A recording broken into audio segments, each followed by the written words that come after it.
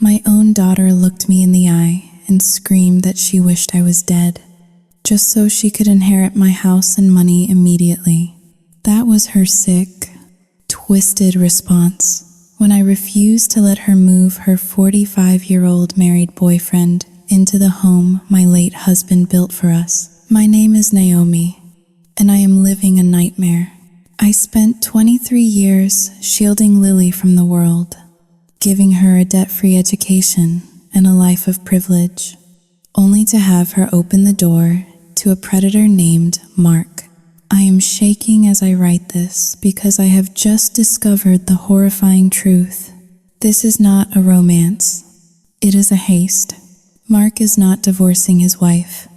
He is conspiring with her to manipulate my naive daughter, seize my assets, and leave me with absolutely nothing. The betrayal burns worse than fire because the person handing them the match is my own child.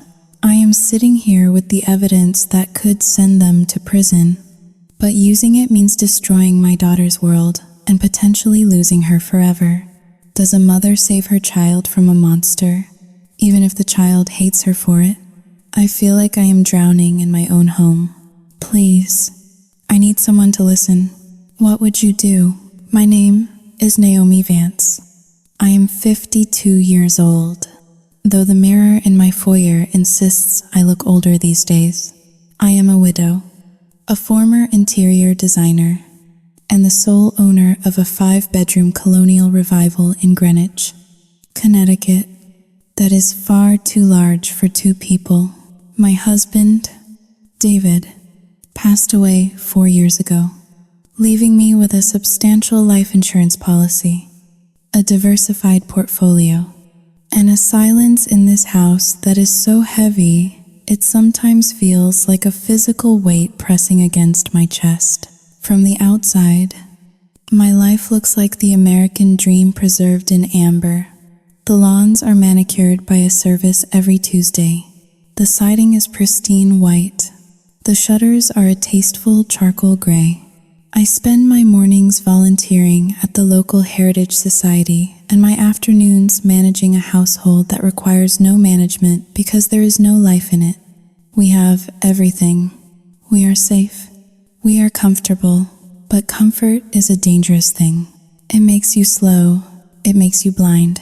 I stood at the kitchen island, staring at the marble countertop. It was cold under my fingertips. I was chopping rosemary for the roast chicken, the knife rhythmically hitting the wooden board. Chop, chop, chop. It was the only sound in the house, other than the low hum of the Sub-Zero refrigerator. In the living room, my daughter, Lily, was sprawled across the Restoration Hardware sofa like a cat that had found the only patch of sunlight in a dark room. Lily is 23 years old. She dropped out of her communications degree at New York University 6 months ago because she felt the curriculum was too restrictive for her creative spirit. Since then, her creativity has mostly manifested in online shopping and binge-watching reality television. I stopped chopping and looked at her through the open archway. She was beautiful. I could not deny that.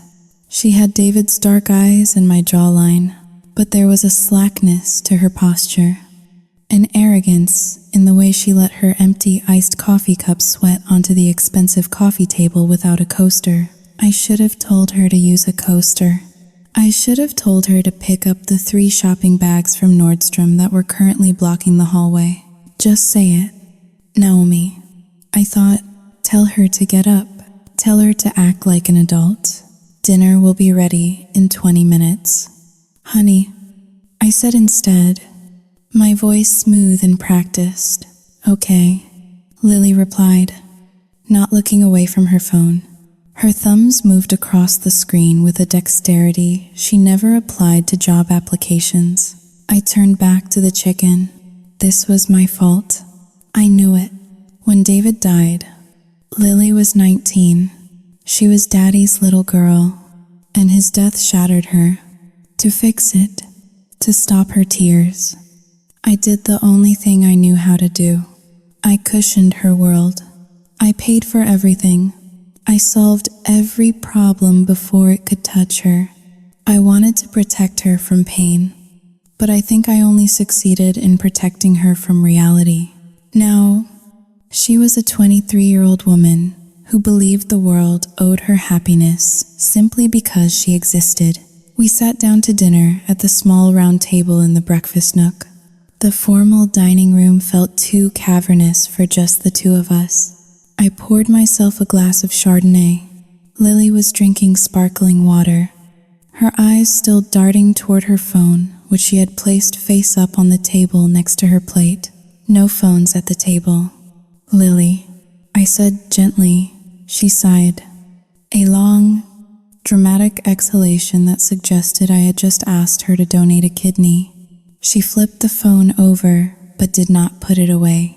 So, I started trying to inject some cheerfulness into the stale air between us.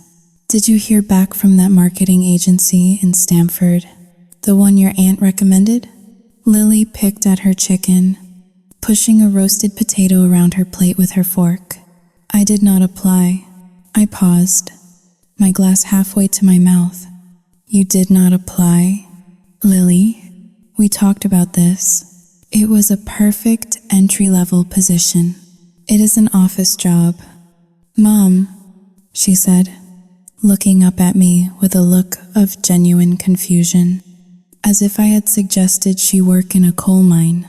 9 to 5. Sitting in a cubicle, it is soul-crushing. I cannot flourish in that kind of environment. I need something that speaks to me. I took a sip of wine. It tasted sour. Soul-crushing.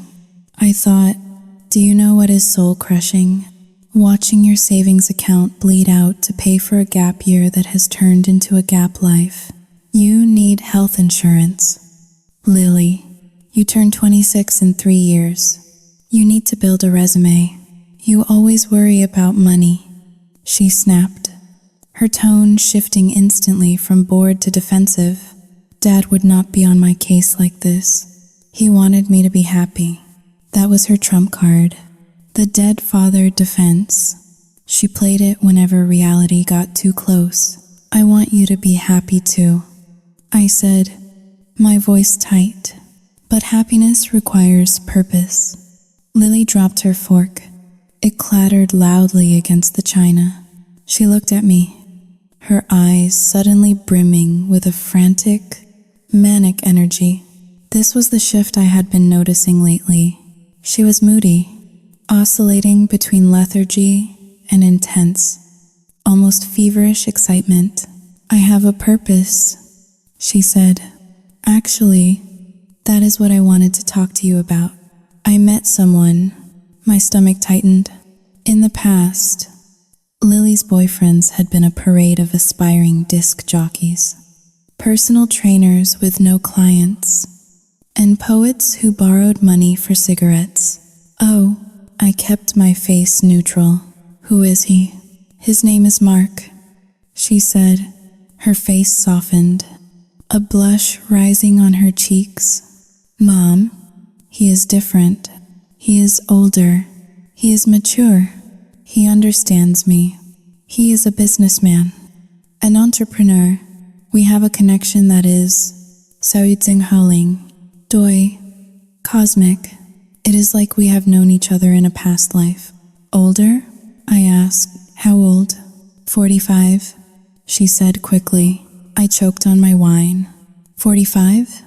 Lily, he is my age. He is old enough to be your father. Age is just a number. Mom, she waved her hand dismissively. You are so old-fashioned. Mark is young at heart. He has this energy. He treats me like a queen, not like those immature boys from college. I set my glass down. A 45-year-old man dating a 23-year-old unemployed girl. The red flags were not just waving. They were on fire. What does this Mark do for a living? I asked, trying to sound like a curious mother rather than an interrogator. He is in Saoiteng.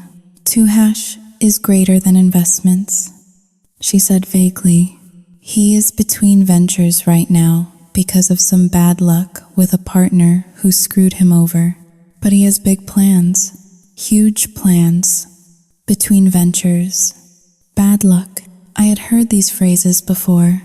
They were the siren songs of the incompetent and the grifters. Lily, I said, keeping my voice low, I am happy you are happy. But please be careful. A man that age, Sayu Jing Hao Ling, R. Jing Hao Dayu, there is something else. She interrupted, and for the first time, she looked nervous. She began shredding a paper napkin with her manicured fingers. He is going through a really hard time right now. His living situation is Xiaoyu Jing Ling. 2 hash is greater than complicated. I felt a cold prickle on the back of my neck. Complicated how? He is married, she whispered. The silence that followed was absolute. I could hear the hum of the refrigerator again. I stared at my daughter, waiting for the punchline. Excuse me? I said. It is not what you think. Lily leaned forward, her eyes pleading. They have been separated emotionally for years. His wife is a monster. Mom, she is controlling. She is abusive. She manages all his money and does not let him have access to anything. She is practically holding him hostage. He stays for the sake of Xiao Jinghao Ling. 2 hash is greater than well. He is trying to leave, but she is making it impossible. I closed my eyes for a second. The story was so cliché, it was almost insulting. The evil wife, the misunderstood husband, the young savior. Lily, I said, opening my eyes. He is married. If he is unhappy, he should file for divorce and move out. He is 45 years old. He cannot, she cried. She froze his accounts. She kicked him out of the guest house last night. He is sleeping in his car. Mom, a man of his stature, sleeping in a Honda Civic. It breaks my heart. She took a deep breath, and I knew, with a sinking dread, what was coming next. I told him he could stay here. She said, no. I said instantly. The word was out of my mouth before she even finished the sentence. Mom, please, just for the weekend, just until he can access his emergency funds. He can sleep in the guest suite. He will not bother you, I promise. Lily, absolutely not. I am not having a married man sleep in my house. I am not getting involved in a domestic dispute. This is insane. Lily's face contorted. The pleading vanished, replaced by a cold, hard anger. You do not understand love. You never did. That is why Daddy was always working. Was it not? Because he could not stand being around your judgment. The words hit me like a physical slap. I sat back, stunned. He needs help, Lily hissed. Humanitarian help. And you have this giant empty house with rooms that have not been opened in months. You are just selfish. You want me to be alone forever because you are alone. That is not true, I stammered, my hands shaking beneath the table. Then prove it, she challenged. Let him stay. Just for dinner tomorrow. Meet him. If you meet him, you will see he is a good man. Do not be the villain in my love story. Mom, I looked at her, really looked at her. This was not just a request. This was a test. She was manipulating me, using my own fear of loneliness and my guilt over her father's death as leverage. She is a child, I told myself. She is being manipulated by him. If I push her away now, she will run to him. I took a deep breath. I needed to be smart. I needed to see this man, assess the threat, and then dismantle him if I forbade it. She would sneak out. If I brought him into the light, perhaps I could expose him. Dinner, I said, my voice trembling slightly. He can come for dinner tomorrow night, but he does not sleep here. He does not stay. And if I smell even a hint of trouble, Lily, he is out. Do you understand? Lily clapped her hands, her face instantly transforming back into that of a delighted child. Oh, thank you. Mom, you are the best. You will love him. I promise. She grabbed her phone and began typing furiously, likely sending the good news to her entrepreneur in the Honda Civic. I looked down at my cold roast chicken. I had lost my appetite. Outside the window, the sun had set, and the manicured lawn was swallowed by darkness. I felt a chill run through the house, a draft that no amount of insulation could keep out. I had opened the door. I had invited the wolf to the table, and God help me, I had no idea how sharp his teeth were. The morning of the dinner arrived with a sky the color of a bruised plum. Rain lashed against the French windows of the living room, distorting the view of the manicured hydrangeas into a watercolor blur. Inside, the house was silent, but it was not a peaceful silence.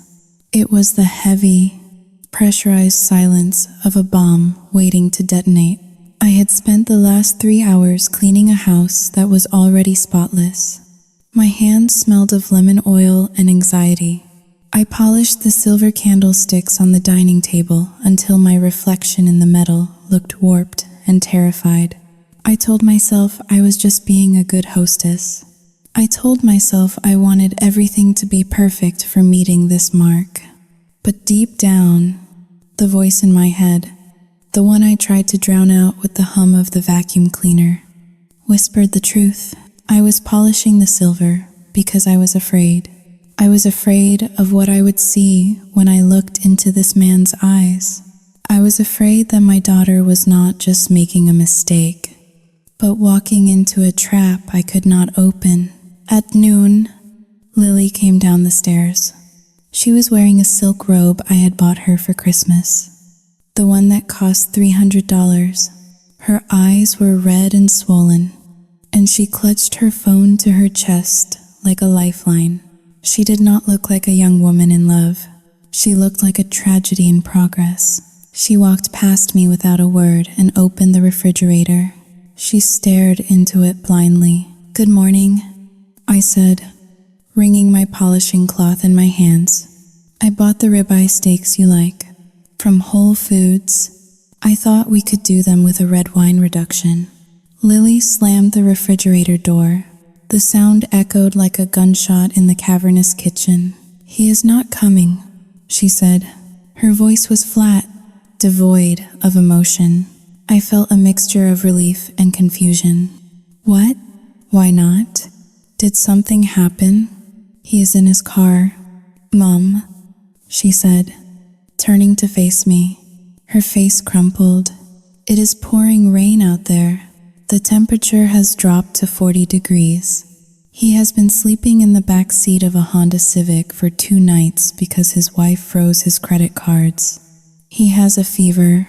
He is sick." "Oh," I said. "Well, that is unfortunate. But surely he has friends, colleagues?" "He is proud," Lily shouted, her voice suddenly rising to a shriek. "He does not want them to see him like this. He is a businessman. He has a reputation." She took a step toward me, invading my personal space.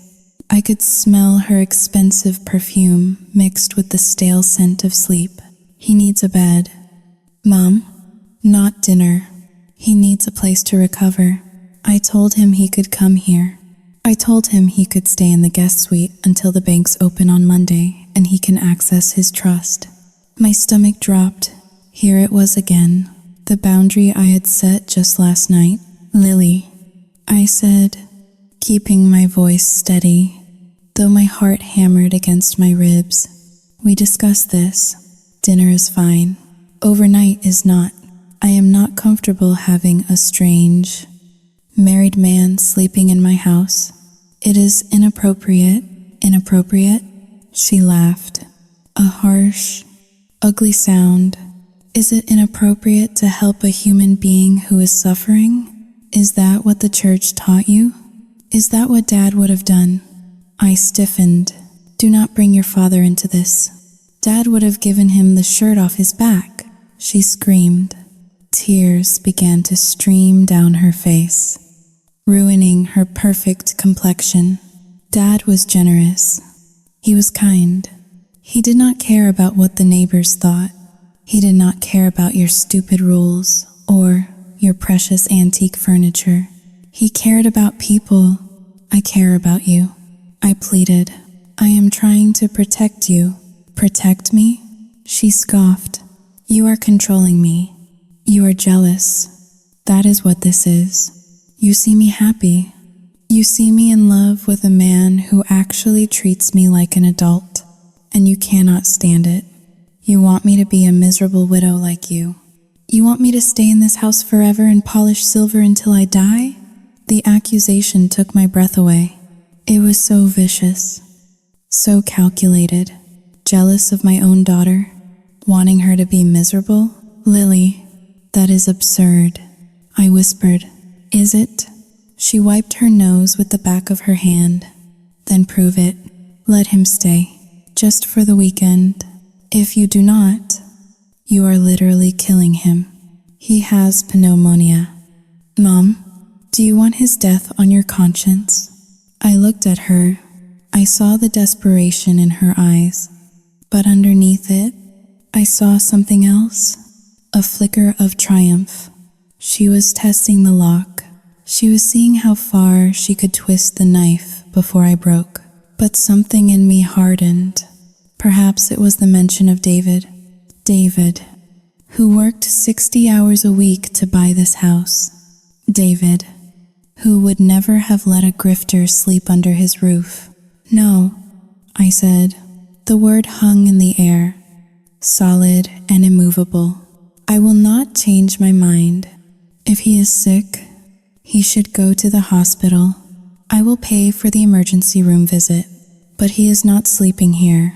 Lily stared at me for a long moment. The color drained from her face. She looked at me not with anger, but with pure, unadulterated hatred. Fine, she spat. Then I am not eating your stupid steak. And I am not talking to you until you find your humanity. She turned on her heel and stormed out of the kitchen. I heard her footsteps pounding up the stairs, followed by the definitive slam of her bedroom door. Then, the click of the lock. The silence returned, but now it was suffocating. I stood alone in the kitchen. The ribeye steak sat on the counter, turning room temperature. The house felt enormous. It felt like a museum dedicated to a family that no longer existed. I walked over to the island and leaned against it, closing my eyes. Am I wrong? The question slithered into my mind like a snake. Maybe she is right. Maybe I am being too rigid. It is just a weekend. It is just a guest room. We have 5 bedrooms. Why am I guarding them like a fortress? I thought about Mark shivering in a car. I felt a pang of guilt. It was the guilt of the wealthy, the guilt of the comfortable. I had so much, and I was refusing to share it. But he is married. My rational mind argued. He is a 45-year-old man who cannot support himself. That is not bad luck. That is a lifestyle choice. I spent the rest of the day in a haze. I did not cook the steak. I ate a piece of dry toast over the sink.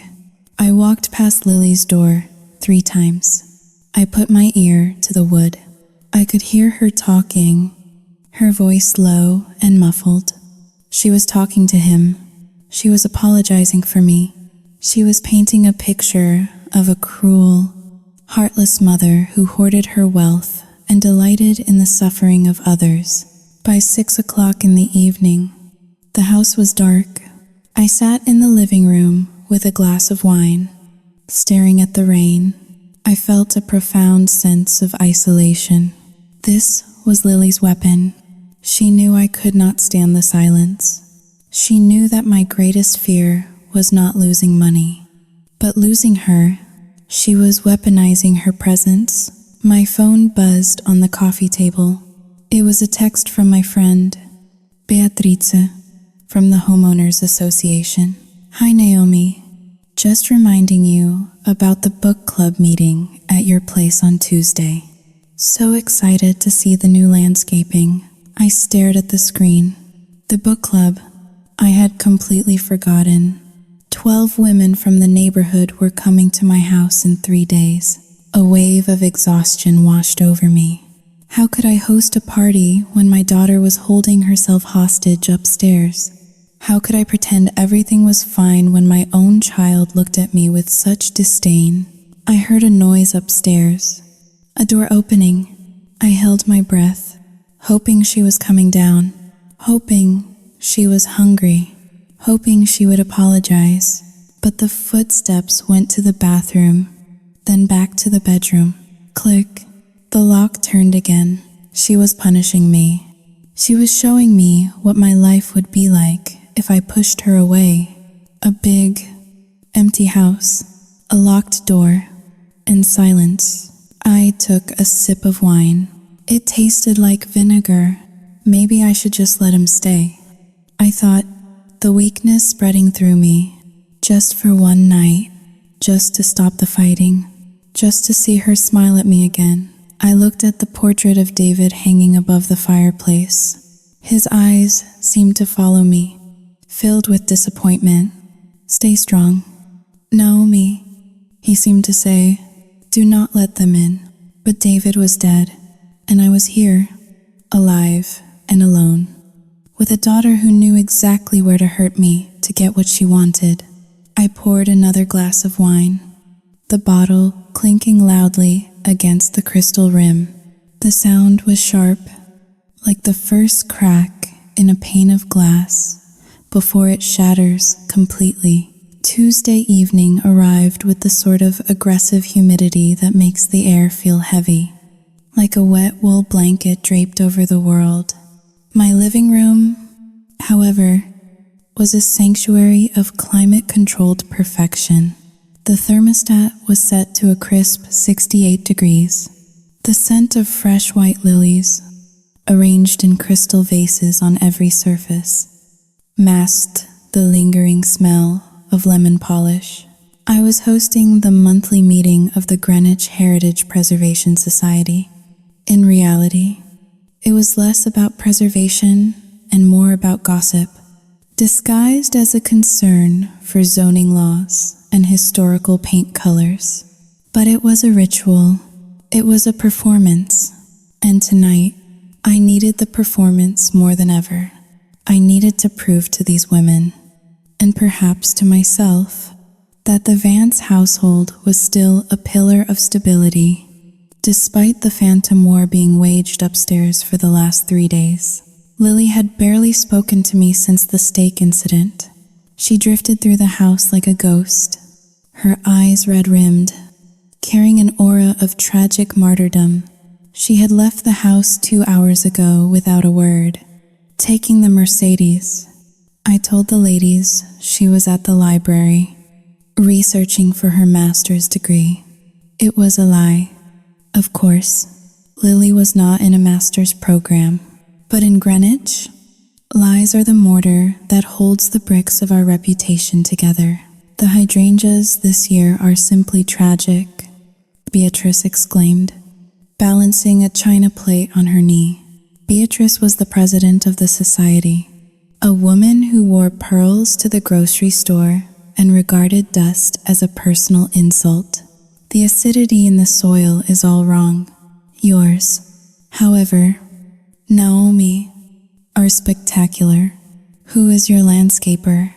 I use green leaf, I said, pouring tea from the silver service. My hand was steady, a testament to decades of practice. But I think the secret is just patience. Patience, Beatrice mused, taking a tiny bite of a cucumber sandwich, a virtue in short supply these days. Speaking of which, how is that lovely daughter of yours? We missed her at the gala last month. My stomach tightened. She is wonderful. She is very focused on her studies right now. She is actually at the library tonight.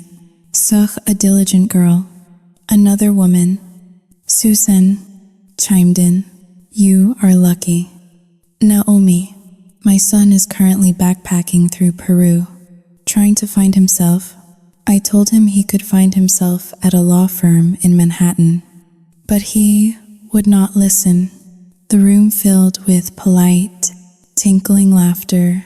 I joined in, the sound hollow in my own ears. I looked around at my beautiful living room, the Persian rugs, the oil paintings, the mahogany bookshelves. It was a perfect stage set. And then the front door opened. It was not a quiet opening. It was a heavy thud, followed by the sound of wind and rain rushing into the foyer. The laughter in the living room died instantly. Every head turned toward the archway. Mom, we are home. It was Lily's voice, but it was too loud, too cheerful, carrying a manic edge that sliced through the polite atmosphere of the tea party. I froze, the teapot suspended in midair. Lily appeared in the archway. She was soaking wet. Her hair was plastered to her skull, and her mascara was running down her cheeks. But she was beaming. She looked triumphant, like a hunter returning with a prize kill, and behind her stood the prize. He was not what I expected.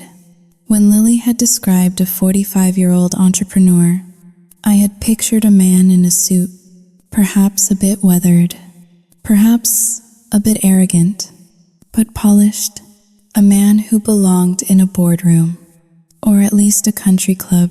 The man standing on my foyer rug, dripping muddy water onto the hardwood, looked like he belonged in a police lineup. He was shorter than me, with a paunch that strained against a button-down shirt that was 2 sizes too tight and unbuttoned halfway down his chest, revealing a thicket of graying hair. He wore a leather jacket that looked synthetic, the kind that squeaks when you move. His face was flushed, his skin possessing the rough, open-pored texture of someone who spent too much time in tanning beds or bars. His hair was dyed a jet black that did not occur in nature, slicked back with enough gel to withstand a hurricane. Ladies, Lily announced, gesturing to him with a flourish. I want you to meet someone. This is Mark. The silence in the room was absolute. It was a physical weight, crushing the air out of my lungs.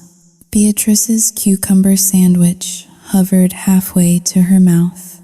Susan's eyes were wide circles of shock. Mark stepped forward.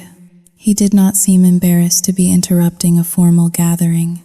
He did not seem ashamed of his wet, disheveled appearance.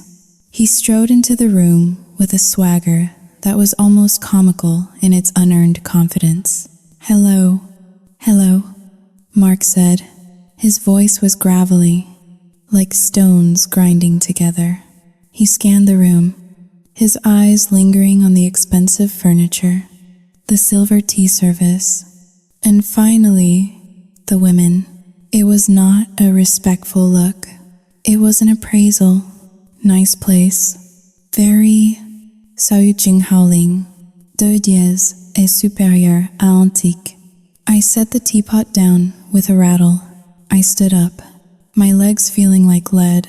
Lily, I said, my voice barely a whisper. We are in the middle of a meeting. Oh, do not mind us, Lily said, grabbing Mark's arm and clinging to it. Mark just needed to get out of the rain. His car, Xiao Jing Hao Ling 2 hash, is greater than well. The convertible top got stuck. Can you believe it? So I told him to come in and dry off. She looked at me, her eyes flashing with a challenge. Kick him out. Her eyes said, I dare you. Kick him out in front of your friends and make a scene. I looked at Mark. He was smiling at me. It was a smile that did not reach his eyes. It was a smirk, a predator's smirk. He knew exactly what he was doing. He knew I was trapped by my own social etiquette. Pleased to meet you, Mark said, extending a hand toward Beatrice. His fingernails were bitten down to the quick, and there was a smudge of dirt on his thumb. Beatrice stared at the hand as if it were a dead fish. She did not take it. Charmed, she said icily, clutching her pearls. Mark did not flinch. He just laughed. A wet, wheezing sound. Classy. I like it. He walked past me, so close I could smell him. He smelled of stale tobacco, cheap musk cologne, and something damp and sour, like mildew. He walked straight to the buffet table where I had arranged a spread of imported cheeses, figs, and prosciutto. Starving, he muttered. He reached out and picked up a piece of prosciutto with his bare fingers. He did not use the silver tongs lying 2 inches away. He shoved the meat into his mouth, chewed with his mouth open, and then licked his fingers. Mark, Lily giggled, following him like a puppy. Use a plate. Silly, plates are for politicians. Mark winked at her. He grabbed a handful of crackers and a wedge of brie, effectively contaminating the entire cheese board. I felt a wave of nausea rise in my throat. This was a violation. It was not just bad manners. It was a territorial pissing contest. He was marking his territory. He was showing me that he could walk into my sanctuary, soil it, and there was nothing I could do about it. Lily, I said, my voice trembling with suppressed rage. Perhaps you should take your guest to the kitchen. We are discussing business. Oh, I love business, Mark said, turning around with his mouth full of cracker crumbs. What kind of business? Real estate? I dabble in real estate. Had a big deal in Florida last year. Huge. Fell through because of the zoning board. Bunch of bureaucrats. He looked at Beatrice. You look like a woman who knows about zoning. You on the board? Beatrice stood up. Her face was pale. I believe it is time for us to leave. Naomi, the weather is turning, and I do not like to drive in the storm. No, please, I pleaded, stepping forward. Stay. We have not discussed the fundraising gala. I think we have discussed enough, Beatrice said, her eyes darting to Mark, who was now inspecting a Fabergé egg on the mantelpiece. Tapping on the glass with a greasy finger, the other women stood up in unison, a flock of birds sensing danger. They gathered their purses, murmuring quiet apologies, avoiding eye contact with me. They were fleeing the contagion of lower-class vulgarity that had just invaded my living room. I followed them to the door, apologizing profusely, my face burning with humiliation. I closed the door behind the last guest and leaned my forehead against the cool wood for a second. Breathe, Naomi, breathe. I turned around. Lily and Mark were still in the living room. Mark had made himself comfortable in David's favorite leather armchair. He had kicked off his wet shoes, and his socks, one of which had a hole in the toe, were resting on the mahogany coffee table. Lily was sitting on the arm of the chair, stroking his wet hair as if he were a war hero returning from battle. They were boring anyway, Lily said, looking at me with defiance. Mark livened things up. Get his feet off the table, I said. My voice was low. Dangerous. Mark looked at me. He did not move his feet. He picked up a crystal tumbler from the side table, My grandfather's crystal. Got anything stronger than tea? Mom? He asked. A little scotch would be nice. Takes the chill off. Mom. He called me Mom. Something inside me snapped. It was not a loud snap. It was the quiet, terrifying sound of a cable parting under too much tension. I am not your mother, I said. Walking into the room, I stopped 3 feet away from him. And you are not drinking my scotch. You are leaving. Naomi, Lily gasped. Do not be rude. Rude? I laughed. A shrill, hysterical sound. He just ate with his hands like a barbarian, insulted my guests, and put his dirty feet on a table that is worth more than his car. Get out. Now. Mark did not move. He looked at Lily. He gave a small, pathetic shrug, acting the victim. See, he said to her, his voice dropping to a theatrical whisper. I told you she would not understand. It is the class thing. Babe. She looks at me and sees trash. She does not see the man who loves you. She is a snob, Lily said, tears welling up in her eyes again. She looked at me with pure venom. You are disgusting. Mother, he is a guest. He is an intruder. I spat. He stays for dinner, Lily announced, standing up and blocking Mark with her body. Or I leave with him. Right now, I will get in that car, in the rain, and I will go wherever he goes. And you will never see me again. I looked at her. I looked at the fierce determination in her jaw.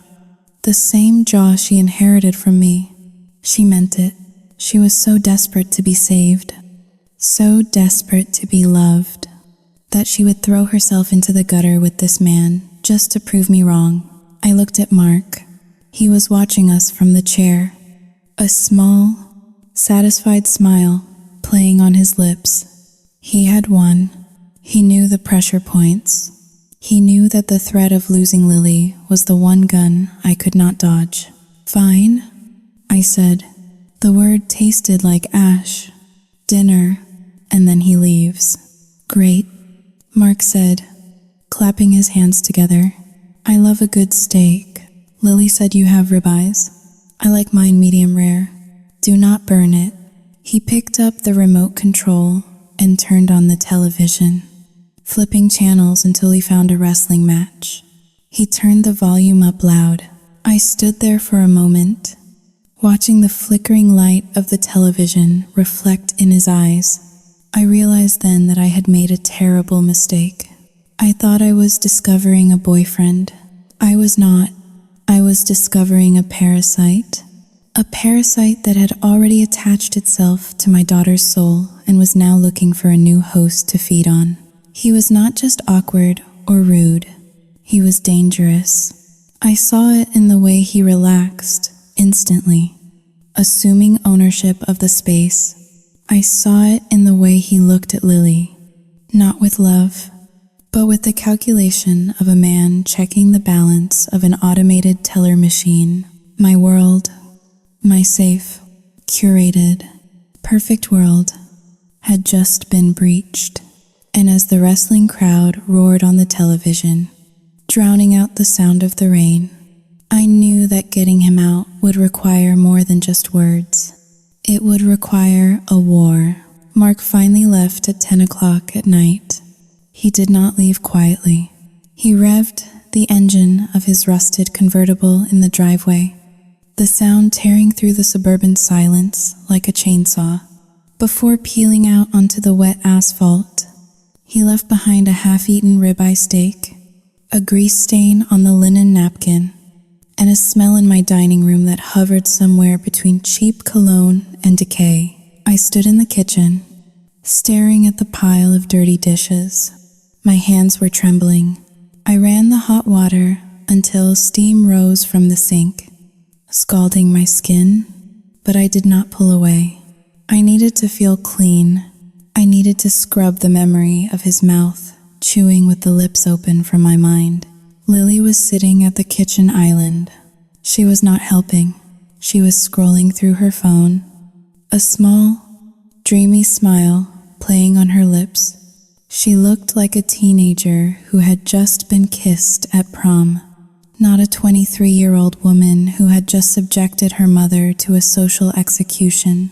"He liked the steak," Lily said softly, breaking the silence. "He said you are a good cook, even if you are a bit uptight." I turned off the faucet. The water pipes groaned. I gripped the edge of the sink, my knuckles turning white. "Uptight?" I repeated, keeping my back to her. "He insulted my guests. He ate like an animal. He treated this house like a frat house. He was just being himself," Lily protested, her voice taking on that familiar whine. "You are just judging him because he is poor. You are a classist." "Mother, it is ugly."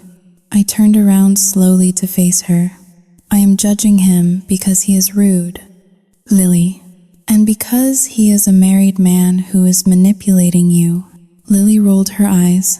She picked up a grape from the fruit bowl and tossed it into her mouth. "He is not married in his heart, and that is actually what we need to talk about. The legal stuff." I felt a cold knot form in my stomach. Here it comes. "The pivot? What legal stuff?" I asked. Lily sat up straighter. She put the phone down. She took a deep breath, composing herself like an actress preparing for a monologue. "Mark and I had a long talk while you were pouting in the kitchen," she said.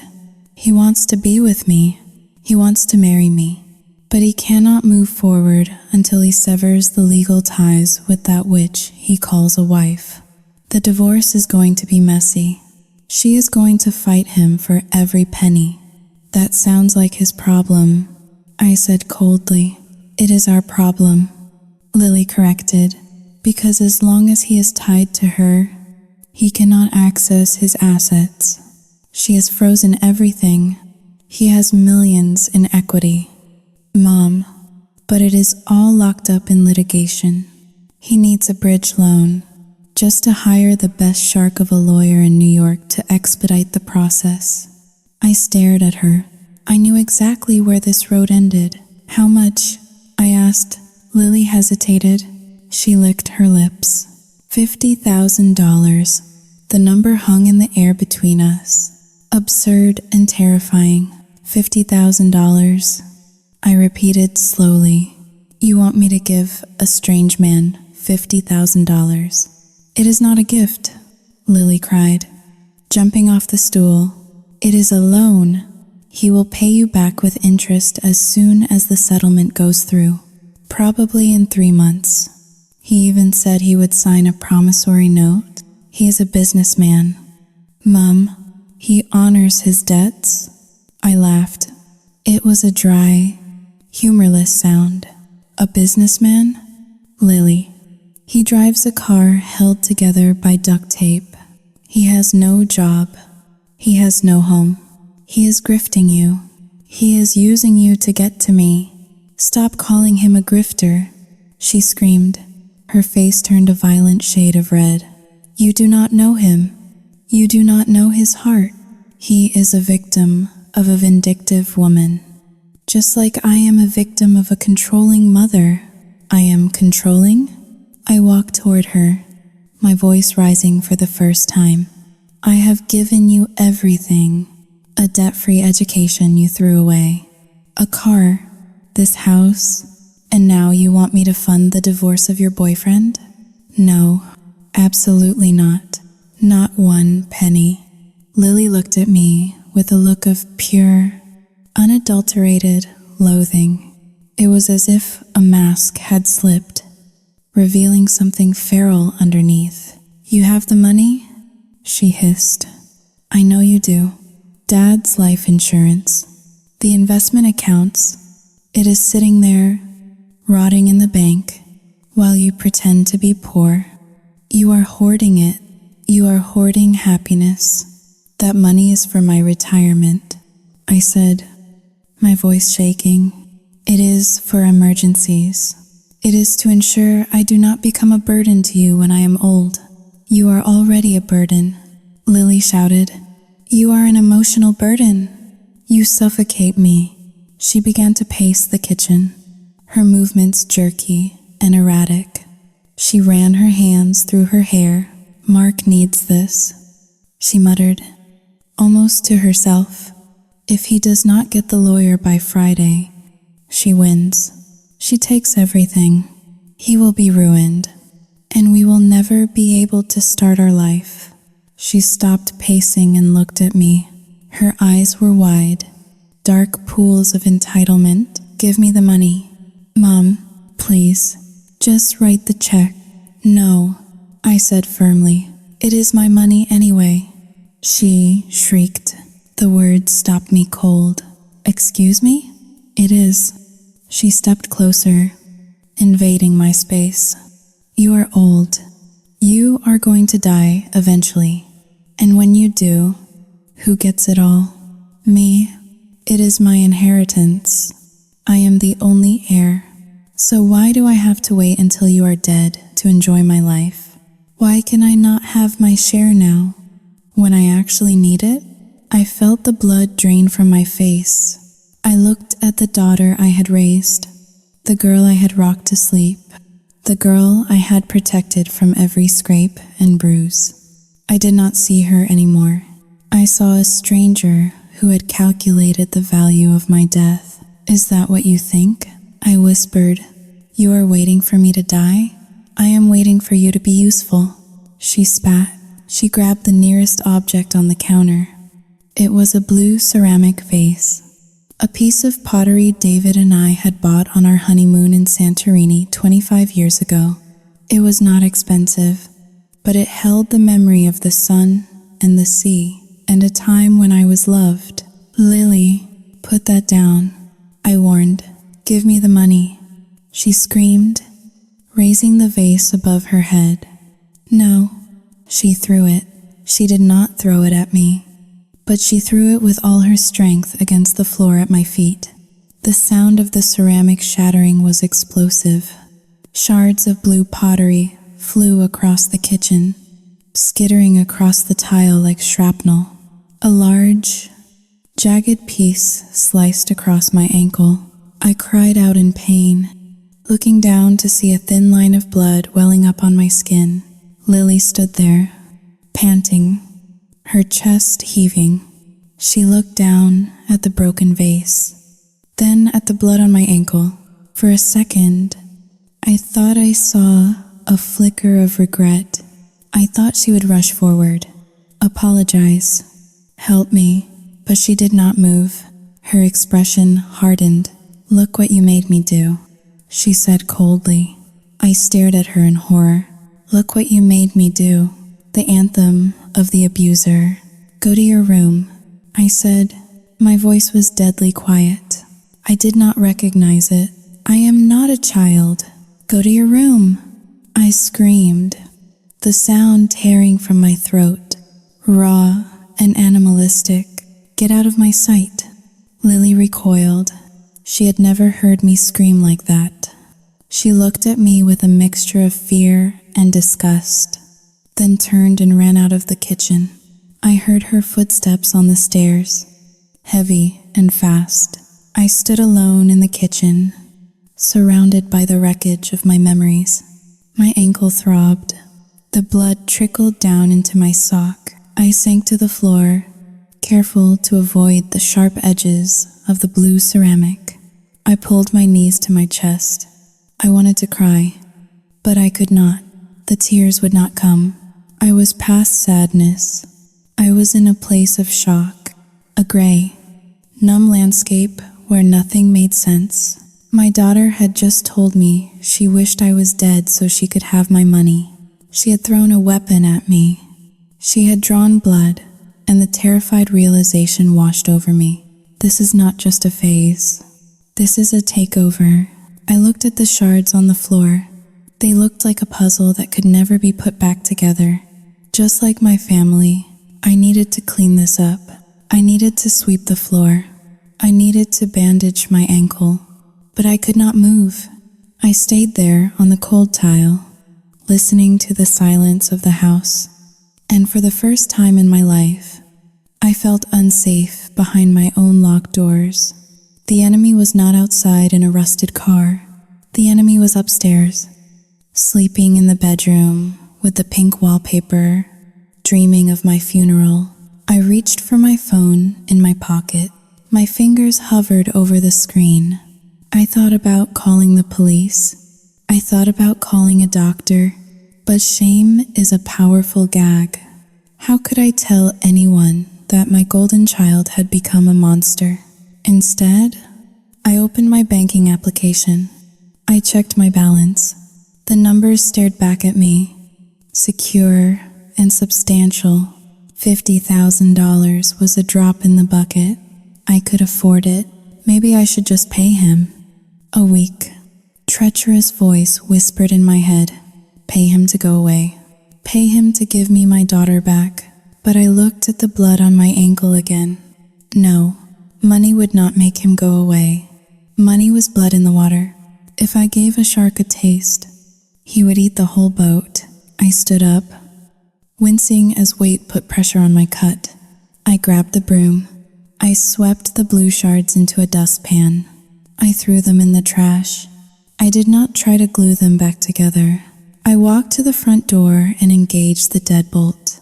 Then I walked to the back door and checked the lock. Finally, I went to my bedroom. I closed the door. I locked it. I pushed a heavy armchair in front of the handle. I lay in bed, staring at the ceiling, listening for footsteps in the hallway. I was a prisoner in my own home, guarding a fortune that had become a curse. And as sleep refused to come, I knew one thing with absolute certainty. The girl who threw that vase was not Lily. Lily was gone, and I had to figure out how to survive the stranger who had taken her place. 3 days had passed since the vase shattered against the kitchen tiles. 3 days of a silence so thick and oppressive it felt like walking through water. I had retreated into the routine of a ghost in my own home. I woke up. I made coffee. I locked myself in the study, and I avoided the gaze of the young woman who lived down the hall. Lily and I were no longer mother and daughter. We were inmates in the same luxury prison. She did not apologize for the cut on my ankle, which had now turned into a bruised, scabbing line above my heel. Instead, she doubled down on her martyrdom. She slammed doors. She left dishes in the sink. She played music loudly at 2 a.m. She was trying to break me. She was trying to make my life so unbearable that writing a check for $50,000 would seem like a cheap price for peace. It was Friday afternoon when the front door opened. I was in the sunroom, repotting an orchid, my hands buried in cool, dark moss. I heard the heavy tread of boots on the hardwood floor. I knew that sound. It was not Lily's light step. It was him. I froze. I had not given permission for him to enter. The sheer audacity of it made my blood boil. But a wave of exhaustion followed immediately after. I was too tired to scream. I was too tired to stand in the foyer and demand he leave, only to have Lily scream that I was ruining her life. I stayed in the sunroom, hidden behind a large fiddle-leaf fig tree. I listened. Just put the bags on the counter. Babe. Mark's voice boomed. It was rough, entitled, the voice of a man who owned the place. I am so glad you came. Lily's voice replied, breathless and eager. Mom is hiding in the garden or something. We have the place to ourselves for a bit. Good. Mark grunted. I need a drink. That drive was hell. The fan belt is screeching again. Do not worry, Lily said soothingly. Once we get the money, you can get a new car, a Porsche. You deserve it. I squeezed the moss in my hand until water dripped through my fingers. Once we get the money, they were speaking of my savings as if it were a foregone conclusion. A harvest they were just waiting to reap. Yeah. Well, you better work on her. Mark said, my lawyer is getting impatient. If I do not have the retainer by Monday, Sarah wins. She takes the house in the Hamptons. She takes the boat. I am trying. Mark, she is just so stubborn. But I will wear her down. I promise. You better, he said. The affection in his voice evaporated, replaced by a cold threat. Go get me a beer, and maybe make me a sandwich. I have not eaten since breakfast. Okay, be right back. I heard Lily's footsteps trotting toward the kitchen. Then, silence. Mark did not follow her. I heard him walk into the formal living room, which was adjacent to the sunroom. The only thing separating us was a wall of French doors with sheer curtains. If I moved, he would see my shadow. So I stood perfectly still, a statue of rage covered in garden soil. I heard the distinct sound of a cell phone being unlocked. Then, a ringtone. It rang twice before someone picked up. Hey, baby doll, Mark said. My breath caught in my throat. The voice was different. It was not the gravelly growl he used with Lily. It was smooth. It was sweet. It was the voice of a man trying to charm a woman he actually liked. Yeah, I am at the automated teller machine right now. Mark chuckled. The automated teller machine. I leaned closer to the glass, my heart hammering against my ribs like a trapped bird. No, do not worry about the credit card bill, Mark continued, his voice dripping with honey. I told you, I got this. I found a golden goose in Greenwich. Yeah, a total airhead. She is obsessed with me. It is honestly kind of pathetic. He laughed. It was a cruel, low sound that made my skin crawl. I know, he said. I miss you too, Sarah. But listen, the payout is coming. The mother is a tough nut, a real tightwad. But the daughter, she is putty. She would sell her kidneys if I asked her to. I have her convinced that you are some sort of monster who froze my assets. He paused, listening to the person on the other end. Sarah, his wife, the woman Lily had described as a vindictive witch who was holding him hostage. I know, baby. Mark cooed. I know you are not a monster. You are my queen. And queens deserve diamonds. I was looking at that necklace you wanted. The Cartier one? Yeah. Once the wire transfer hits on Monday, I am walking straight into the boutique. Consider it an early anniversary present. I felt the room spin. The floor seemed to tilt beneath my feet. It was all a lie. There was no divorce. There was no frozen bank account. There was no suffering husband sleeping in a car. Mark and Sarah were not enemies. They were partners. They were a team of grifters. And my daughter was their Mark. Sarah was not the villain. She was the accomplice, waiting in the wings for her new jewelry. Bought with the money her husband was conning out of a naive 23-year-old girl.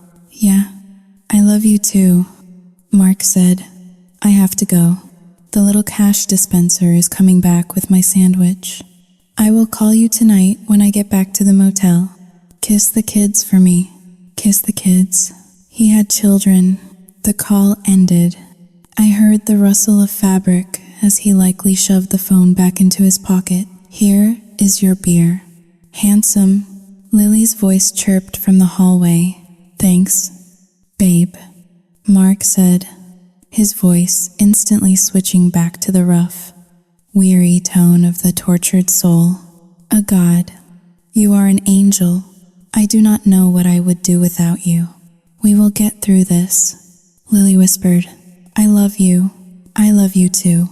He lied. I slid down to the floor of the sunroom, burying my face in my dirty hands. I wanted to vomit. The betrayal was so absolute, so visceral, that it felt like I had swallowed poison. My daughter was not just being used, she was being mocked. She was destroying her relationship with her mother, ruining her future, and debasing herself for a man who called her a cash dispenser to his wife. A man who had children he had never mentioned. A man who was playing a game so sick it defied belief. I sat there for a long time, listening to them eat in the next room. I heard Mark chew. I heard Lily giggle.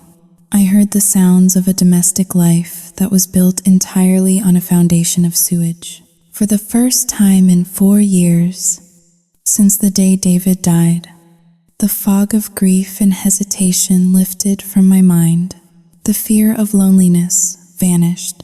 The guilt of being a strict mother evaporated. I looked at my hands. They were covered in dirt.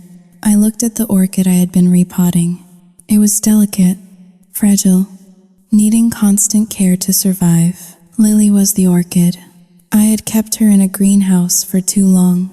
I had watered her with money and sheltered her from the wind.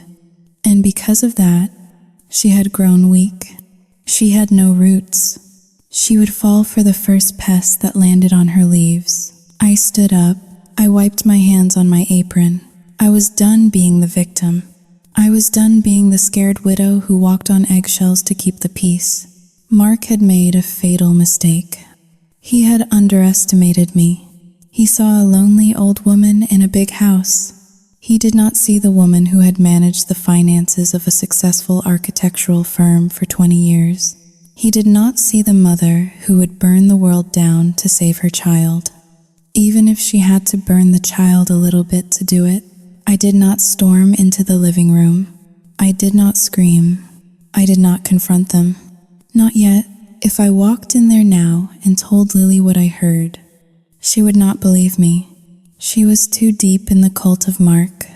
She would think I was lying. She would think I was making it up to sabotage her happiness. Mark would spin it.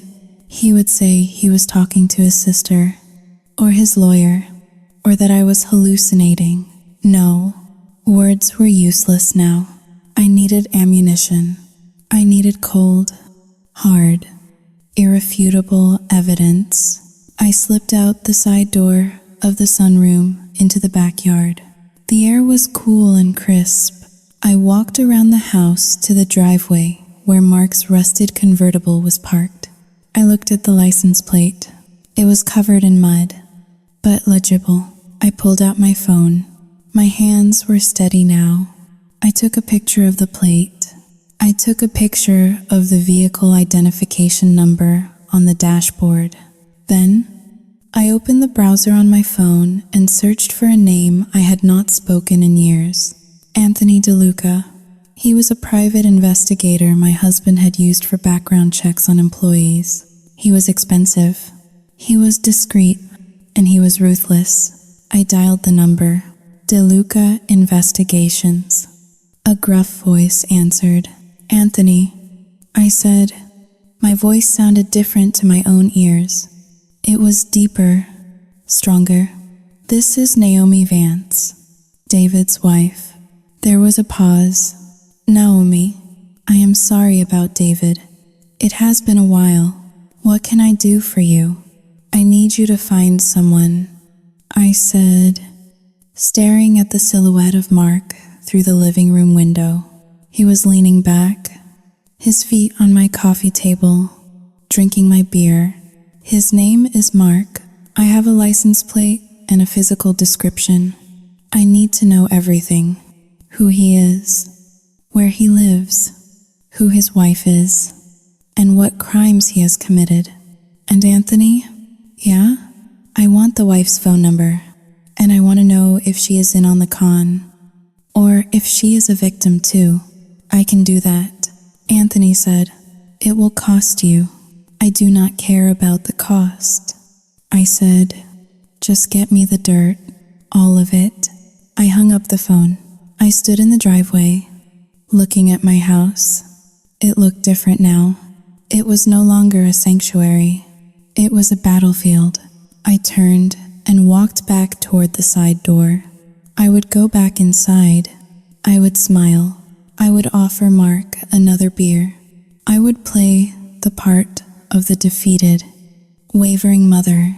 I would let them think they were winning. I would let them think the check was coming, because when the trap snapped shut, I wanted Mark to be so comfortable, so arrogant, that he would not even see the blade coming until it severed his head from his neck. I wiped the last streak of dirt from my cheek. I took a deep breath. The mourning widow was dead. The matriarch had returned. The envelope from Anthony DeLuca arrived via courier at 8 in the morning on Saturday. It was a manila packet that felt heavier than its physical weight warranted. It felt like I was holding a brick of lead. I took it into my study and locked the door, my hands trembling slightly, not from fear, but from the adrenaline of impending combat. I sat at my mahogany desk and slit the envelope open with a silver letter opener. The contents spilled out across the leather blotter. Photographs, bank statements, a printed dossier. I picked up the first photograph. It was taken 3 days ago. It showed Mark standing outside a boutique in Manhattan. He was not wearing the cheap leather jacket he wore to my house. He was wearing a tailored navy suit. His arm was wrapped around a woman, Sarah. She was blonde, sharp, angled, and laughing. She was holding a shopping bag from Cartier. I picked up the second photograph. Mark and Sarah sitting at an outdoor cafe, sharing a bottle of wine that I knew cost $300. They looked like partners in crime. They looked happy. I read the dossier. Mark was not an entrepreneur. He was a career con artist with a rap sheet that spanned 3 states: fraud, embezzlement, identity theft, and Sarah, she was not his victim. She was his legal wife of 20 years and his accomplice. They had run this scam before in Florida and Arizona. The pattern was always the same: find a wealthy, insecure target, isolate them, drain them, discard them, and now the target was my daughter. I felt a cold rage settle in my chest, displacing the anxiety. It was a clarifying sensation. I had the truth in my hands. I had the antidote to the poison Mark had poured into Lily's ear. I organized the papers. I needed to be strategic. I could not just scream at her. I had to deprogram her. I walked out of the study and found Lily in the kitchen. She was making a smoothie, the blender roaring, drowning out the sound of the world. She wore headphones, swaying to music I could not hear. She looked so young, so foolish, and so devastatingly vulnerable. I tapped her on the shoulder. She jumped, pulling the headphones down around her neck. Her eyes narrowed instantly when she saw me. "What?" she asked. "I am making breakfast. Do you have a problem with the noise?" "Turn it off," I said. My voice was calm. "Steady. We need to talk." "In the living room." "Now. I am busy," she snapped. Turning back to the blender, I reached out and unplugged the machine. The silence that followed was jarring. It was not a request. "Lily," I said, "sit down." Something in my demeanor, perhaps the lack of pleading, perhaps the cold authority, made her pause. She sighed, rolling her eyes with theatrical exhaustion, and marched into the living room. She threw herself onto the sofa, crossing her arms over her chest. "Make it quick," she said. "Mark is coming over at noon to pick up the check. I assume you have come to your senses about the loan." I sat down opposite her. I placed the manila folder on the coffee table between us. "There is no check," I said, "and Mark is not getting a penny." Lily's face darkened. "We are not doing this again. If you do not help us, I am leaving. I mean it." "Mom," Look at the folder. I said, I do not want to see your stupid budgets. She spat. It is not a budget. I said, it is the truth. Open it. She hesitated, then reached forward and flipped the folder open. Her eyes scanned the first photograph. She frowned. She picked it up. What is this? She asked. That was taken 3 days ago. I explained. While he was supposedly shivering in his car, he was in Manhattan buying jewelry for his wife. Lily stared at the photo. Her face went blank. This is Photoshop. It is not Photoshop. I said, keep looking. She flipped through the rest. The bank statements showing joint accounts with healthy balances. The criminal record. The mugshot from an arrest in Tampa 5 years ago. He is a con man. Lily? I said, my voice softening, trying to reach the girl beneath the armor. He and Sarah are partners. They are not divorcing. They are using you. He called you a cash dispenser on the phone yesterday. I heard him. I expected tears. I expected shock. I expected her to crumble so I could hold her and tell her it would be okay. But I had underestimated the depth of the infection. Lily stood up. She did not look at the photos anymore. She looked at me, and her eyes were burning with a hatred so intense it made me recoil. You are sick, she whispered. What? I blinked. You are actually sick, she screamed, throwing the photos at me. They fluttered through the air like dead leaves. You hired someone to stalk him? You hired someone to fake these pictures? How much did you pay for this? How much did you spend to ruin my happiness? Lily, look at the evidence, I pleaded, standing up. It is real. Anthony DeLuca found it. You remember Mr. DeLuca. Dad used him for the firm. I do not care, she shrieked. She was pacing now, pulling at her hair. You are obsessed. You are jealous. Mark told me you would do this. He told me you would try to frame him. He said you were a narcissist who could not stand to let me go. And he was right. He is lying to you, I shouted back. He has children. Lily, 3 children. I know, she yelled. The room went silent. You, Saoyuting Holing, 2 hashes greater than you know. I stammered. Yes. He told me. Lily lied. I could see it in her eyes. She was improvising, stitching together a reality that would allow her to keep her delusion alive. He told me about his kids. He protects them from that witch of a wife. And that photo? That is probably his sister. Or maybe he had to meet Sarah to discuss custody, and you just took it out of context. He was buying her diamonds. Maybe it was a bribe to get her to sign the papers. Lily screamed. Her logic was twisting into pretzels to defend him. You do not know anything. You just want him to be bad because you are miserable and alone.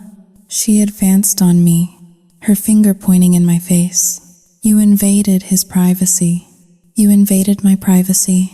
This is illegal. Mother, this is harassment. I felt a profound sense of vertigo.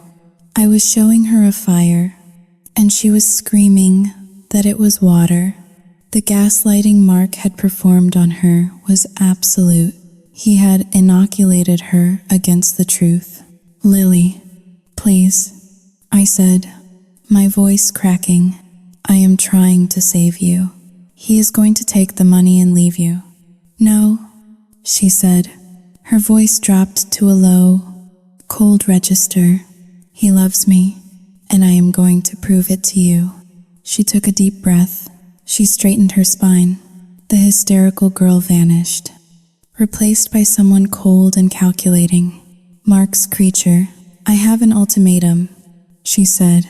I stared at her. An ultimatum? Yes, she said. Mark and I discussed this possibility. We knew you would try to sabotage us. So, here is the deal. You are clearly not mentally stable. You are spending thousands on private investigators. You are paranoid. You are delusional. You are not fit to manage this estate. My mouth fell open. Excuse me? I want you to sign the house over to me, she said.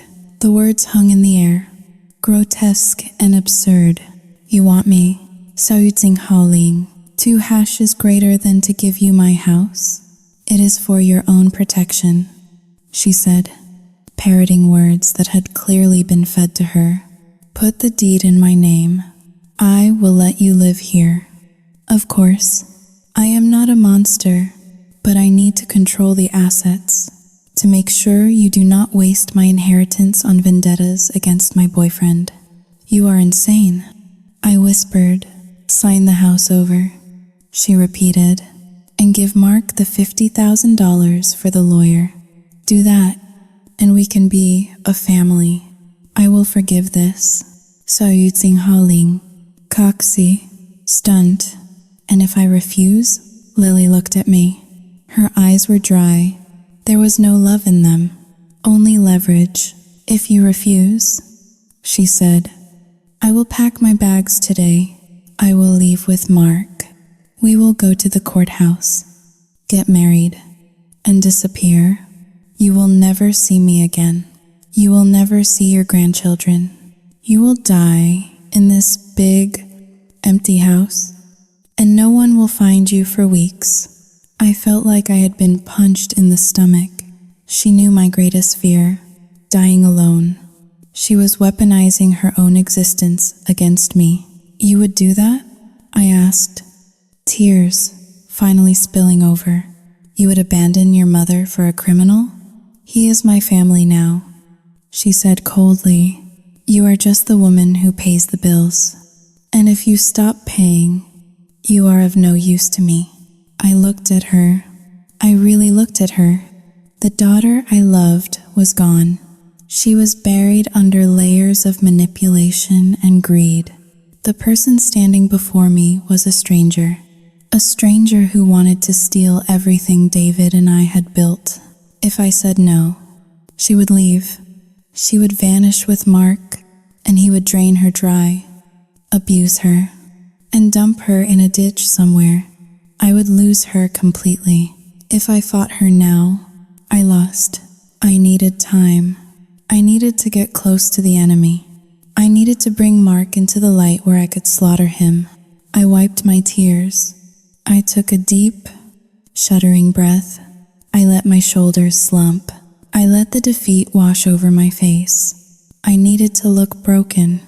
I needed to look like the old, weak woman they thought I was. Okay, I whispered. Lily blinked.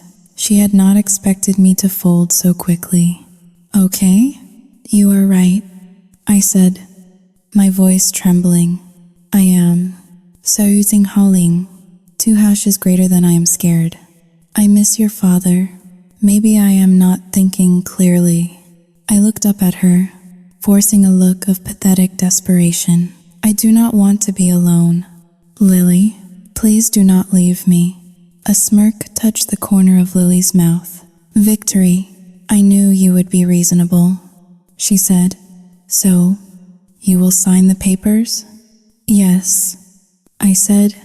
But, Saoyuting Haoling, 2 hashes greater than it is Saturday. The lawyers are closed. We have to wait until Monday to draft the deed transfer. Monday, she said, calculating. Okay, Monday is fine. And the money? I asked. For Mark? You can write a check today, she said. I will, I said. Invite him over. For dinner? I want to. Saoyuting Haoling, 2 hash is greater than I want to apologize. I want to make things right. We can celebrate a new beginning. Lily beamed. It was a terrifying sight. Oh, Mom, I knew you loved me. This is going to be amazing. Mark will be so happy. He will forgive you. I know he will. She rushed over and hugged me. Her body was warm, but her embrace felt like a shackle. "I will go call him," she squealed. She ran out of the room, trampling on the photos of Mark's infidelity that lay scattered on the rug. I sat there in the silence. The tragedy was complete. My daughter was gone. She had just blackmailed me with my own death. I looked down at the mugshot of Mark lying by my foot. His eyes seemed to mock me. "You think you won?" I thought, a cold, hard resolve solidifying in my gut. "You think you broke me." I stood up. I walked to the fireplace.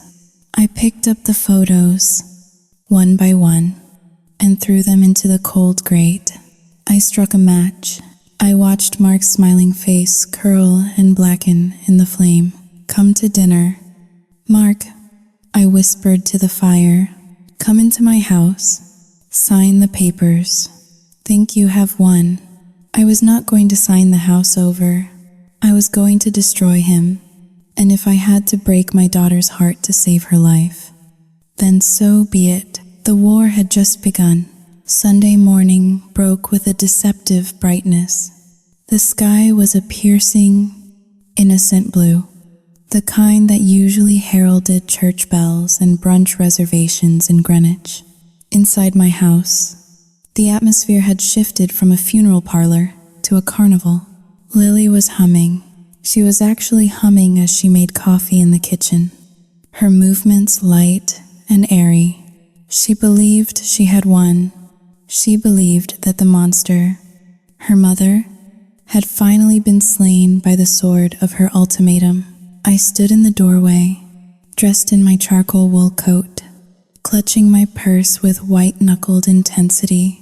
I told her I was going to meet with our family attorney, Mr. Henderson, to draft the transfer of the deed. "Make sure he spells my name right," Lily said, not looking up from her phone. "Le, and ask him if we can expedite the filing. Mark wants to ensure the assets are secure before the market fluctuates." "I will take care of everything," I said. My voice was soft, submissive. It was the voice she wanted to hear. "I just want you to be happy. Honey, I know." "Mom," she said, finally bestowing a brief, dismissive smile upon me. "You are doing the right thing." Finally, I walked out of the house, got into my Audi, and backed out of the driveway. I did not drive to Mr. Henderson's office. Mr. Henderson was currently enjoying a golf weekend in Martha's Vineyard and had no idea that my daughter was attempting a hostile takeover of his client's estate. Instead, I drove south. I merged onto the interstate, leaving the manicured hedges of Connecticut behind. I followed the global positioning system coordinates Anthony DeLuca had included in the dossier. My destination was not a law office. It was a garden apartment complex in Yonkers, a place where the siding was peeling and the balconies were crowded with rusted bicycles and drying laundry. This was where the entrepreneur lived, or rather, this was where his wife lived. My heart beat a slow, heavy rhythm against my ribs. I was terrified. I was a 52-year-old widow who had never been in a fist fight, never confronted a criminal. I never stepped outside the invisible electric fence of my social class. But as I gripped the leather steering wheel, I realized that fear was a luxury I could no longer afford. I was not just fighting for a house. I was fighting for my daughter's soul. If I let Mark win, Lily would not just be poor. She would be him. She would be hollowed out, filled with his venom, and turned into a predator. I parked the car in a visitor spot marked by a faded yellow line. I checked my reflection in the rear-view mirror. I applied a fresh coat of lipstick. It was a shade called Red Velvet, dark and serious. I looked like a woman who had come to buy the building, not a woman who was about to beg for help. I walked up to Unit 4B. I could hear the sound of a television blaring from inside. I raised my hand and knocked. 3 sharp, authoritative raps. The door opened after a long minute. The woman standing there was the woman from the photographs. Sarah. She was in her late 40s, wearing a silk robe that had seen better days and holding a lit cigarette. She was striking in a hard, angular way. Her blonde hair was dyed a shade too bright, and her eyes were lined with heavy black makeup that made her look perpetually exhausted. She looked me up and down, taking in the expensive coat, the pearls, the designer bag. She took a drag of her cigarette and blew the smoke over my shoulder. "We do not want any," she said, her voice raspy. "Whatever you are selling, we are not buying. And if you are from the collection agency, Mark is not home." She started to close the door. "I am not a debt collector," I said, putting my hand on the door frame. "I am Naomi Vance. Mark is currently sleeping with my daughter, Sarah froze. She looked at my hand on the door, then up at my face. A slow, cynical smile spread across her lips. It was not a smile of surprise. It was a smile of recognition. "Ah," she said, "the Greenwich goose." "Excuse me? That is what he calls you," she said, opening the door wider. "The goose with the golden eggs." "Well, come in, Mistress Vance. You might as well see where your money is going." I stepped inside. The apartment smelled of stale smoke and expensive perfume, a cloying mixture that made my stomach turn. The living room was cluttered but filled with incongruous items. A massive flat-screen television, a pile of Louis Vuitton boxes in the corner, a half-eaten pizza on a coffee table that looked like it had been salvaged from a dumpster. Sarah swept a pile of magazines off the sofa. "Sit down. Can I get you a drink? I have vodka or tap water." "I am fine," I said, remaining standing. I wanted to keep the high ground. "You know about the scam, honey. I wrote the script," Sarah said. She sat down in an armchair and crossed her legs. "Mark is the face. I am the brains. Although, I have to admit, he is getting sloppy. He usually does not let the marks find me this quickly." "He did not," I said. "I hired a private investigator." Sarah raised an eyebrow. "Impressive. Most of them are too busy crying or writing checks to think straight. So, what do you want? You want me to tell him to back off? It will cost you." "Mark has high overhead." I looked at her. I saw the hardness in her eyes. But I also saw something else. Boredom. Resentment. She was a partner. Yes. But she was also a woman who was tired of managing a man-child. "I do not want him to back off," I said. "I want to destroy him." Sarah laughed. It was a dry, hacking sound. "Get in line. Mark is a cockroach. You can step on him, but he always scuttles away." "Not this time," I said. "He has crossed a line. He is trying to take my house. He has brainwashed my daughter to the point where she threatened to abandon me if I did not sign the deed over to her. He is not just stealing money, Sarah, he is stealing my child." Sarah took another drag of her cigarette. Her expression did not change. "And why should I care? Your daughter is a grown woman. If she is stupid enough to fall for Mark's tortured soul routine, that is on her. Because you are going to help me," I said. "Why would I do that?" "Because if you do not," I said, reaching into my bag and pulling out the dossier, "I will give this to the district attorney. I have evidence of wire fraud, identity theft, and conspiracy. I know about the Arizona job. I know about the elderly couple in Boca Raton. If I go to the police, you both go to prison for 20 years. Sarah stared at the dossier. For the first time, her composure slipped. She flicked some ash onto the carpet. "You are bluffing," she said. "If you go to the police, your daughter gets dragged through the mud. She is an accessory now. Is she not? Trying to extort you?" "My daughter is a victim," I said firmly. "She is under coercive control. But you? You are the architect. I am willing to burn my own house down to get the rats out." "Sarah, are you willing to go to prison for a man who is currently promising my daughter he is going to divorce you?" Sarah fell silent. She looked at the smoke curling from her cigarette. "He told her that?" she asked quietly. "He told her you are a monster."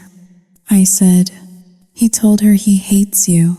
He told her he is only with you because you froze his assets. And yesterday, I heard him on the phone with you, promising you diamonds. He is playing both of us. But here's the difference. I have the money. You just have a lying husband who is eventually going to get caught." I took a step closer. "I am offering you a deal, a one-time offer. Help me catch him in the act. Help me put him away. And in exchange, I leave your name out of the police report. I tell them you are a cooperating witness. You walk away. You keep the jewelry. You keep the freedom." Sarah looked at me. Her eyes narrowed. "Why would you protect me?" "Because I do not care about you," I said coldly. "You are irrelevant to me. I only care about saving my daughter. And the only way to save her is to make her see him for what he really is. I need her to see him in handcuffs. I need her to see his wife walk in and destroy him." Sarah crushed her cigarette out in an overflowing ashtray. She stood up and walked to the window, looking out at the parking lot. "He is cheating on me," she said. It was not a question. "Excuse me?" "Not the con," she said, turning around. Her face was hard, angry. "I know the con. The love bombing, the evil wife story. That is the script. But usually, he checks in. He comes home at night. This time, he has been staying at a motel. He has been ignoring my calls. He bought a new watch on the joint account, and I never saw it." She let out a bitter laugh. "I think he is actually sleeping with her. I think he is planning to cut me out. He is going to take your house, sell it, and run off with your little princess, leaving me here in Yonkers with the bills." I saw the opening. It was not morality that would turn her. It was jealousy. It was greed. Mark had broken the cardinal rule of their partnership. He had gotten greedy. He asked for $50,000 for a divorce lawyer. I said, "Did he tell you that?" Sarah's eyes widened. 50,000? He told me he was asking for 10. "He is cutting you out," I confirmed. "He is going to leave you with nothing." Sarah's face twisted. The mask of the cool accomplice fell away, revealing a woman scorned. It was a terrifying transformation. "That bastard," she hissed. "I taught him everything. I found him waiting tables in Atlantic City. I made him, then unmake him." I said. Sarah looked at me. A moment of silent understanding passed between us.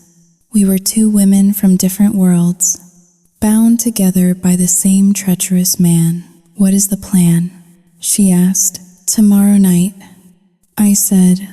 "Dinner at my house. 7 o'clock. I told Lily I am signing the papers. Mark will be there. He will think he has won. He will be relaxed. He will be arrogant. And I will have the notary there." I said, "But the notary will be an undercover officer. I have a contact through the private investigator. We need you to walk in, not as the accomplice, but as the wife." "The wife?" Sarah mused. A cruel smile played on her lips. "I can do the wife. I can do the outraged, betrayed wife who just found out her husband is a bigamist fraud." "Exactly," I said. You bring the evidence of the credit card fraud. You bring the texts. You blow his cover apart in front of Lily. You make him look small. You make him look pathetic. I will make him wish he was dead. Sarah promised. Good. I said, here is the address. I wrote it down on a piece of Sarah's notepad. I placed it on the coffee table next to the pizza. 7 o'clock sharp. I said, do not be late. I would not miss it for the world. Sarah said. I walked to the door. I paused and looked back at her. One more thing. I said, if you cross me, Sarah, if you warn him, if you try to play a double game, Sao yu ting holing, ting hao tayu. I know. She interrupted. You have the dossier. You have the money. You have the power. She sighed. Do not worry. Mistress Vance, Mark is a sinking ship. I am just grabbing a life raft. I left the apartment. The air outside felt cleaner, even though I was in a parking lot in Yonkers. I got back into my car and locked the doors. I sat there for a moment, my hands shaking. I had done it. I had made a deal with the devil to catch a demon. I drove back to Greenwich in a trance. When I pulled into my driveway, the sun was setting, casting long, bloody shadows across the lawn. The house looked beautiful and serene, a lie constructed of brick and mortar. I entered the kitchen. Lily was chopping vegetables. She looked up, her face bright. Did you see the lawyer? She asked. Yes. I lied effortlessly. The lie tasted sweet on my tongue. The papers are being drawn up. They will be ready for tomorrow night. Oh, Mom, Lily squealed. She rushed over and hugged me. Thank you. You are saving us. You are literally saving his life. I hugged her back. I felt the thinness of her ribs, the frantic beating of her heart. I held her tighter than I ever had. I know. I whispered into her hair. I am doing what is best for you. You will understand soon. Mark is so excited. Lily bubbled, pulling away. He said he is going to wear his best suit. He wants to make a toast to you. That sounds lovely. I said, I will make a roast, a celebration. I walked upstairs to my bedroom. I took off my coat. I looked at myself in the mirror. The woman staring back was not the Naomi Vance who volunteered at the Heritage Society. Her eyes were colder. Her mouth was set in a hard line. I went to my closet and pulled out a dress. It was black, severe, elegant. It was a dress for a funeral. Tomorrow night, I would serve a roast. I would pour expensive wine. I would smile at the man who wanted to rob me. And then I would signal the executioner. My internal monologue was a quiet, steady drumbeat of anticipation. Enjoy your victory lap. Mark, I thought, enjoy the feeling of the pen in your hand, because it is the last thing you will ever hold as a free man. I lay down on my bed, staring at the ceiling. I could hear Lily singing downstairs. She was singing a love song. It broke my heart to hear it, but I let the pain fuel me. The pain was good. The pain was necessary. It would keep my hand steady when I dropped the guillotine. Monday evening arrived with the precision of a funeral procession. I had set the dining room table with my grandmother's bone china and the heavy sterling silver flatware that usually only saw the light of day on Thanksgiving. The roast beef was resting on the carving board, bleeding rare juices into the trench, and the scent of rosemary and garlic filled the house. It smelled like a celebration. It smelled like a lie. I stood at the head of the table, pouring a vintage Cabernet into 3 crystal glasses. My hand was steady. My heart was a block of ice. This is really classy. Mum, Lily said, She was wearing a blue dress I had bought her for her 21st birthday. She looked hopeful, her eyes darting between me and the front door, desperate for this merger of her two worlds to succeed. Only the best for a special occasion, I said, offering her a tight, porcelain smile. The doorbell rang at exactly 7 o'clock. Lily rushed to answer it. I heard the murmur of voices, the wet smack of a kiss, and then Mark strode into the dining room. He was wearing a suit that was too shiny, a cheap polyester blend that caught the light in unflattering ways. He had slicked his hair back so severely it looked like a helmet. "Naomi," he said, nodding to me with a benevolence that made my skin crawl. "Place looks great, smells great. Glad we could finally put the drama behind us." "Good evening, Mark," I said. "Please, sit." He pulled out a chair and sat down, spreading his legs wide as if claiming ownership of the floor beneath him. Lily sat next to him, placing a possessive hand on his forearm. "And who is this?" Mark asked, gesturing to the man sitting quietly in the corner of the room. "This is Mr. Miller," I said. "He is a notary public. I thought it would be best to handle the paperwork right here, after dinner. No need to drag this out until morning." Mr. Miller, a gray-haired man in a beige suit, nodded politely but said nothing. He was staring at his briefcase. "Smart," Mark said, picking up his wine glass. "I like a woman who takes action. To new beginnings, to family," Lily added, clinking her glass against his.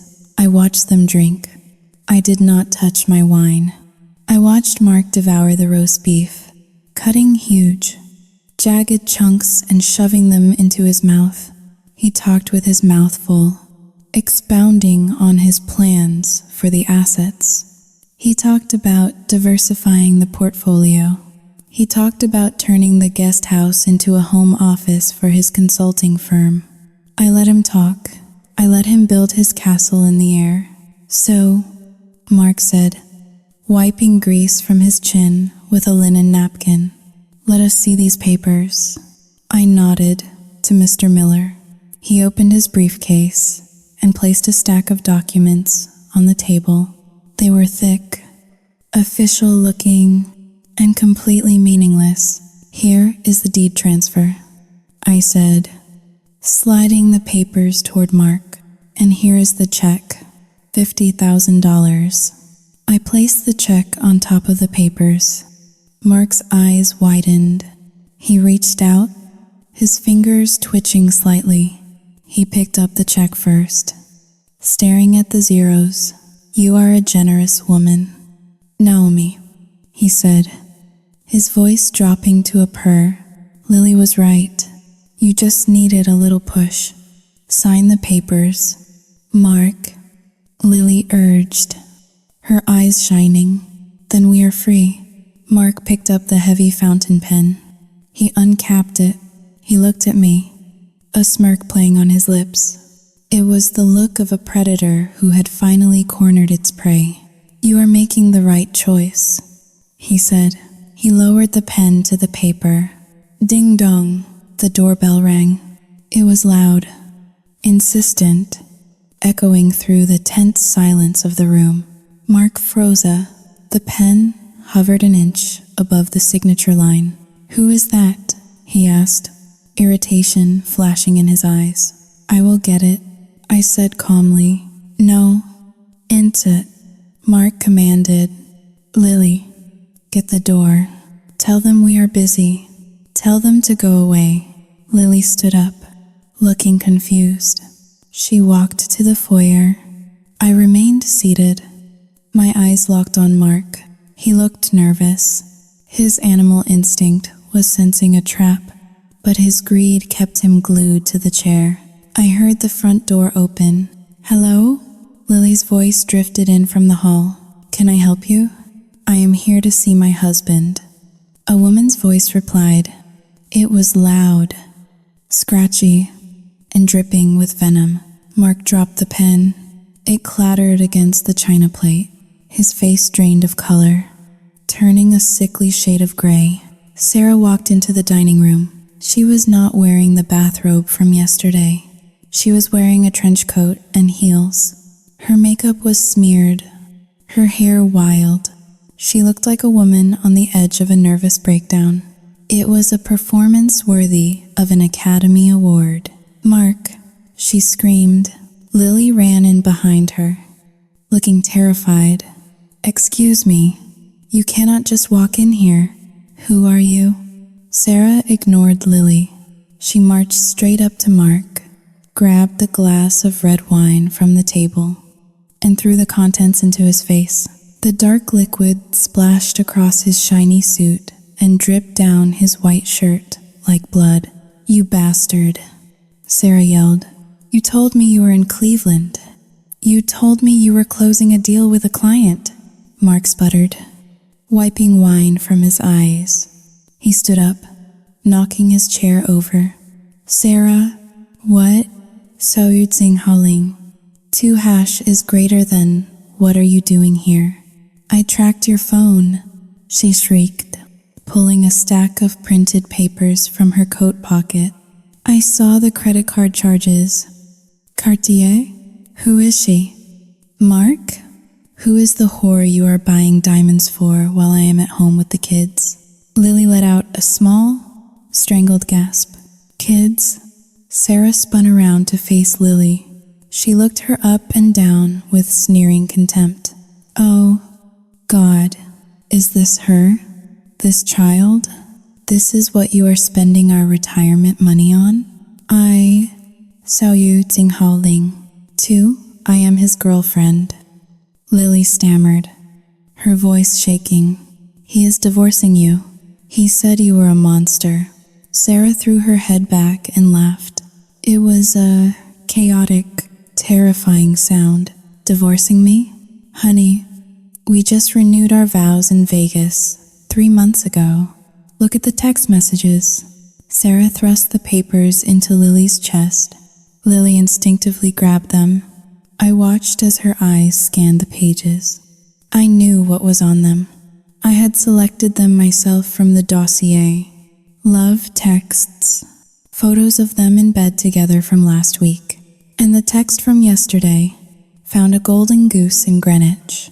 She is a cash dispenser." "No," Lily whispered. "No, this is fake." "Mark?" She looked at Mark. He was cornered. He looked from Sarah to me, and then he realized. He looked at me, and he saw the cold, dead look in my eyes. He knew. "You set me up." He snarled at me. "You old witch." "Yes," I said softly. Mark lunged for the check on the table. "I would not do that." "Mr. Miller said." Mark stopped. He looked at the notary. Mr. Miller stood up. He was no longer the quiet man in the beige suit. He reached into his jacket and pulled out a badge. "Mark Sullivan," he said, his voice booming with authority. "I am Detective Miller with the Greenwich Police Department. You are under arrest for attempted grand larceny, wire fraud, and identity theft." "What?" Mark backed away, bumping into the sideboard. "This is entrapment. You cannot prove anything. We have the recording of you soliciting $50,000 for a fraudulent legal fee," Detective Miller said, pulling a pair of handcuffs from his belt. "And we have your wife's statement regarding the misuse of joint funds across state lines." Mark looked at Sarah. "You rat. You sold me out? You got greedy." "Mark," Sarah said, dropping the act instantly. Her voice went cold and flat. "You tried to cut me out?" Detective Miller grabbed Mark's arm, spun him around, and slammed him against the wall. The sound of the handcuffs clicking shut was the sweetest music I had ever heard. "You have the right to remain silent," Miller recited. "Lily," Mark screamed as he was dragged toward the door. "Lily, help me. They are lying. It is a conspiracy. Your mother is crazy. Lily stood frozen in the center of the room. She was holding the text message logs. Her face was a mask of absolute shock. She did not move. She did not speak. She watched as the man she had threatened to abandon me for was hauled out of our dining room like a common thug. I walked to the window and pulled back the curtain. Outside, the quiet cul-de-sac was ablaze with red and blue lights. 2 patrol cars were parked in the driveway. The neighbors were out. I saw Beatrice from the Homeowners Association standing on her lawn in her bathrobe, clutching her phone. I saw the Petersons from next door, peering over the hedge. The public fallout had begun. Mark was shoved into the back of a squad car. He was still shouting, his voice muffled by the glass. Sarah walked out behind the police, lighting a cigarette on my front porch before disappearing into the night. She had played her part. She would vanish back to Yonkers, and I would never see her again. I turned back to the room. Lily was still standing there. The papers slipped from her fingers and scattered across the floor, mingling with the shards of the blue vase that she had broken days ago, a mess that seemed to multiply. "Lily," I said gently. She looked up at me. Her eyes were not filled with gratitude. They were not filled with relief. They were filled with a humiliation so profound it looked like physical pain. "Everyone saw," she whispered. "It is over," I said, taking a step toward her. "He cannot hurt you anymore. Everyone saw." She screamed, her voice cracking. "The neighbors, Beatrice, they saw him in handcuffs." "Lily, that does not matter. Sao yu tsing haling, ar, tsing hao da yu. It matters to me," she yelled, backing away from me as if I were the one holding the knife. "You humiliated me. You let him come here. You let me think. Sao yu tsing haling. 2# is greater than you let me believe. Sao yu tsing haling, ar, tsing hao da yu." She choked on a sob. "I had to show you the truth," I said. "You did not have to do it like this," she cried. "You did not have to make a spectacle. You wanted to punish me. That is what this was. You wanted to prove you were right and I was stupid in front of the whole world." "I wanted to save your inheritance," I said, my voice hardening. "I wanted to save your life. You ruined my life." She shrieked. "I can never show my face in this town again. Everyone will know I was the idiot who fell for a con man. Everyone will laugh at me." She looked around the room, at the uneaten roast beef, at the spilled wine, at the wreckage of her fantasy. "I hate you," she whispered. "I hate you for being right." She turned and ran. She did not run to her room. She ran out the front door. "Lily?" I called out. I chased her to the porch. I watched as she ran down the driveway, past the police cars that were pulling away. She ran into the darkness of the street, barefoot, her blue dress fluttering in the wind. I stood on the porch under the harsh glare of the motion sensor light. Beatrice was still watching from across the street. She caught my eye. She did not wave. She just stared, her face a mask of judgment and pity. The police sirens faded into the distance. The neighborhood fell silent again. But the silence was different now. It was not the silence of peace. It was the silence of a scandal that would be whispered about over bridge tables and tennis courts for years to come. I walked back inside and closed the heavy oak door. I locked it. I went back to the dining room. I picked up the check for $50,000. I tore it into 4 pieces. I picked up the wine glass Mark had used and dropped it into the trash can. My house was safe. My money was safe. The parasite had been removed. But as I looked at the empty chair where my daughter had sat, I realized the cost of the operation. I had cut out the cancer, but I had taken a vital organ with it. Lily was gone. Not physically. She had nowhere to go. She would be back. But the girl who used to look at me with love was dead. In her place was a woman consumed by shame. And shame is a far more dangerous emotion than anger. I poured myself a glass of wine. I sat at the head of the table, alone, and drank to my hollow victory. The morning after the arrest, the house felt less like a home and more like a crime scene that had been scrubbed clean but still held the memory of violence. The red wine stain on the dining room rug had turned a rusty brown, a permanent scar on the Persian wool. I spent an hour on my hands and knees, scrubbing it with club soda and vinegar, but the mark refused to fade. It was stubborn. It was a reminder. I sat back on my heels, the smell of vinegar stinging my nose. My knees ached. My head throbbed with a hangover that had nothing to do with alcohol and everything to do with emotional exhaustion. Lily had returned 3 hours after she ran out. She had come back quietly, slipping through the back door like a thief. I heard her footsteps on the stairs, heavy and dragging. I heard her bedroom door close. I heard the lock turn. I had waited all morning for her to come down. I had made coffee. I had bought bagels from the bakery she liked. I prepared a script in my head, a speech about forgiveness and moving forward and how we were survivors.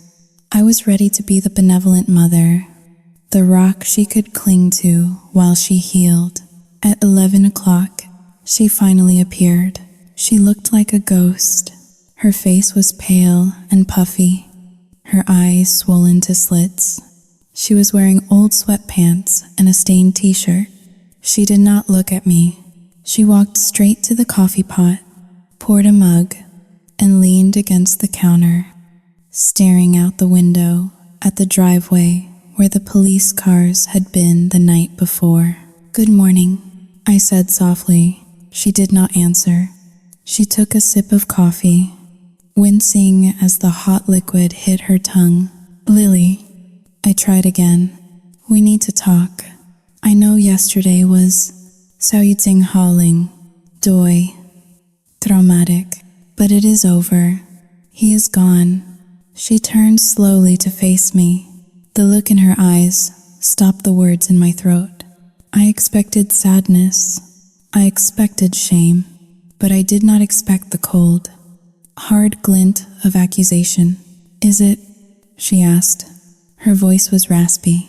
"Is it over?" Because my phone has been blowing up all morning. Beatrice posted about it on the neighborhood Facebook group. People are talking. They are saying I was the girlfriend of a felon. They are saying I brought a criminal into our community. People will talk. I said, standing up, "It does not matter. You were a victim, Lily. You were conned. There is no shame in being a victim. There is shame in being a spectacle." She snapped, slamming her mug down on the granite. Coffee splashed over the rim. "You made it a spectacle. Mother, you invited the police. You invited his wife. You set the stage." I stared at her, bewildered. "I did it to protect you. If I had just told you, you would not have believed me. You said yourself you would leave with him. So you decided to humiliate me instead?" She cried. "You could have done it quietly. You could have shown me the dossier in private. But no, you had to have your big moment. You had to be the hero who swoops in and saves the stupid. Naive daughter, I saved your inheritance." I argued, my patience beginning to fray. He was going to take the house. Lily. He was going to steal $50,000 and vanish. "I saved your future. You saved your money." She corrected me, her voice dripping with venom. "That is all you care about. Your money, your house, your reputation. How can you say that?" I felt tears prick my eyes, but I blinked them away. "I did this because I love you. If you loved me," she whispered, leaning forward, "you would have let me have the fantasy. Even for a little while longer, you would have let me be happy. I looked at her, and I felt a chill that went deeper than the bone. You would rather be happy with a lie than face the truth? I asked. Yes, she screamed, because the truth is that I am 23 years old. I have no job. I have no degree. And the only man who ever made me feel special was using me to get to my mother's bank account. That is the truth. And you rubbed my face in it. She began to cry, but they were not tears of remorse. They were tears of self-pity. She was mourning the loss of her delusion, not the loss of her dignity. I wish you had just let him rob me, she sobbed. At least then I would have had someone to blame other than you. At least then I would have had a reason to leave this suffocating house. I stood there, paralyzed. I realized then that the rot went deeper than Mark. Mark was just a symptom. The disease was something else entirely. It was an entitlement so profound, a lack of accountability so absolute, that she could look at the woman who saved her from financial ruin and see only an enemy. I walked over to the table and sat down. I looked at my hands. They were aging. The skin was thin, the veins prominent. I had spent 23 years using these hands to build a cushion for her. I had softened every blow. I had paid every bill. I had fixed every mistake, and in doing so, I had created a monster. I am sorry you feel that way, I said. My voice was quiet. It was devoid of the warmth I had felt only minutes ago. I do not want your apology. Lily spat, wiping her nose on her sleeve. I want you to fix it. I need to get away from here. I cannot show my face in town. I need to go to Europe. I need a fresh start. You need to pay for a trip. It is the least you can do after ruining my life. I looked up at her. A trip? I repeated. Yes, Italy or France. Somewhere far away. I need to heal. Mom, and you owe me. You owe me. The words hung in the air between us. I looked at the coffee stain on the counter. I looked at the daughter who was demanding a vacation as compensation for her own poor judgment. Something inside me clicked shut. It was the sound of a vault door closing. For years, I had been driven by the fear of being alone. I had tolerated her laziness, her disrespect, and her manipulation because I was terrified of the silence.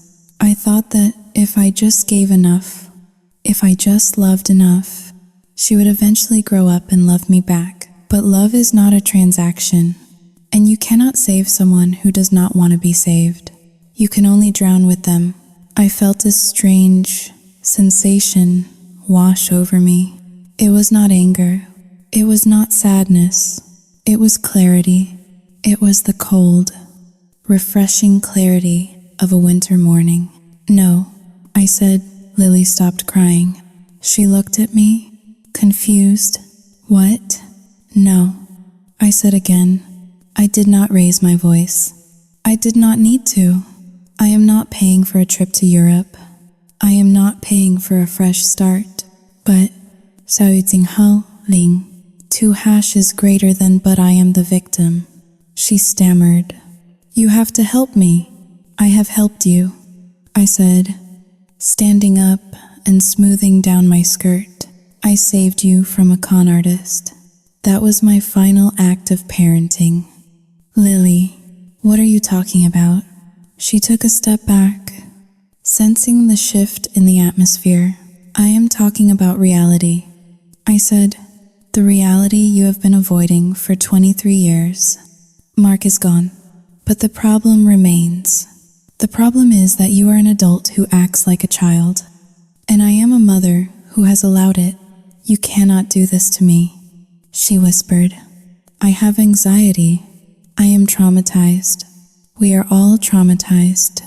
I said, life is traumatic, but you are going to have to face it without my checkbook. I walked past her. I did not reach out to touch her.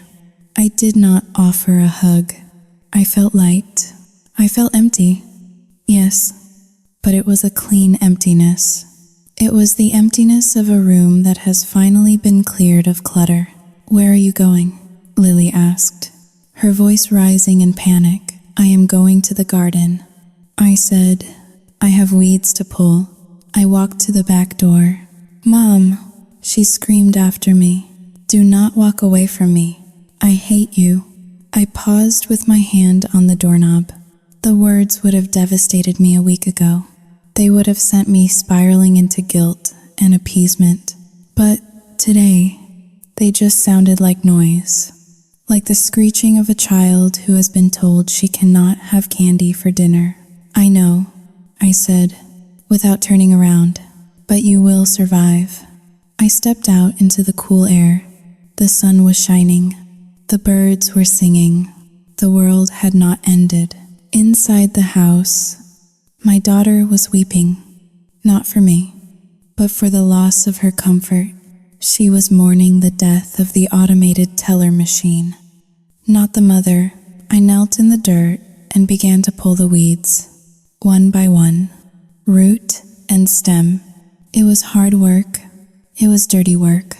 But as I cleared the earth, making space for something new to grow, I knew it was the most important work I had ever done. The aftermath was not about fixing the past. It was about preparing for the future. And for the first time in a long time, that future belonged to me. The for sale sign on the front lawn had a sticker slapped across it that read "Sold" in bright red letters. It had taken exactly 4 days to sell the house. In Greenwich, a colonial revival in a school district this prestigious does not linger on the market, especially when the owner is motivated to liquidate. I stood in the foyer for the last time. The house was empty. The movers had come and gone, taking the antique furniture, the Persian rugs, and the silver tea service. The rooms echoed with a hollow, ghostly sound. The sunlight streamed through the unadorned windows, illuminating the dust motes dancing in the air. It looked like a skeleton of the life I had lived for 20 years. Lily sat on the front steps, scrolling through her phone. She was surrounded by 3 large Louis Vuitton suitcases. She wore a wide-brimmed sun hat and oversized sunglasses. She looked like a movie star waiting for a limousine. I walked out the front door, the keys to the house heavy in my palm. I locked the door. The click of the deadbolt was the final period at the end of a very long, very painful sentence. Finally, Lily Seahead. Standing up, the movers took forever. I hope they are careful with my vanity table. Did you make sure they packed my silk robes in the wardrobe box? I turned to face her. I was holding a single envelope in my hand. The movers were very professional. I said, "Everything is on its way." "Good," Lily said, adjusting her sunglasses. "So, what is the plan? Are we flying first class?" I assume the new place in Florida has a pool. I looked up Sarasota online. It looks tacky, but I suppose I can make do with a beach view for a few months until I figure out my next move. I looked at her. She was so confident, so utterly secure in the belief that she was the center of my universe. She believed that even after the con, even after the insults, even after she wished for my death, I would still carry her. "I am flying first class," I said. "My flight leaves out of John F. Kennedy in 4 hours." "Okay," Lily said, reaching for the handle of her largest suitcase. "Let us call the Uber then. I do not want to be late for the lounge." "Lily," I said. My voice was calm. It was the calm of the eye of the storm. "You are not coming with me." Lily froze. Her hand hovered over the suitcase handle. She laughed, a nervous, high-pitched titter. What? Stop joking. Mom, it is not funny. I am not joking. I said, the community I am moving to is called The Palms. It is a 55-plus active living community. No children allowed. No residents under the age of 55. So? She shrugged. We can get an exception. You always get exceptions. I did not ask for an exception. I said, I signed the contract. Just me. One occupant. Lily pulled her sunglasses off. Her eyes were wide with a dawning horror. She looked at the empty house. She looked at the sold sign. She looked at me.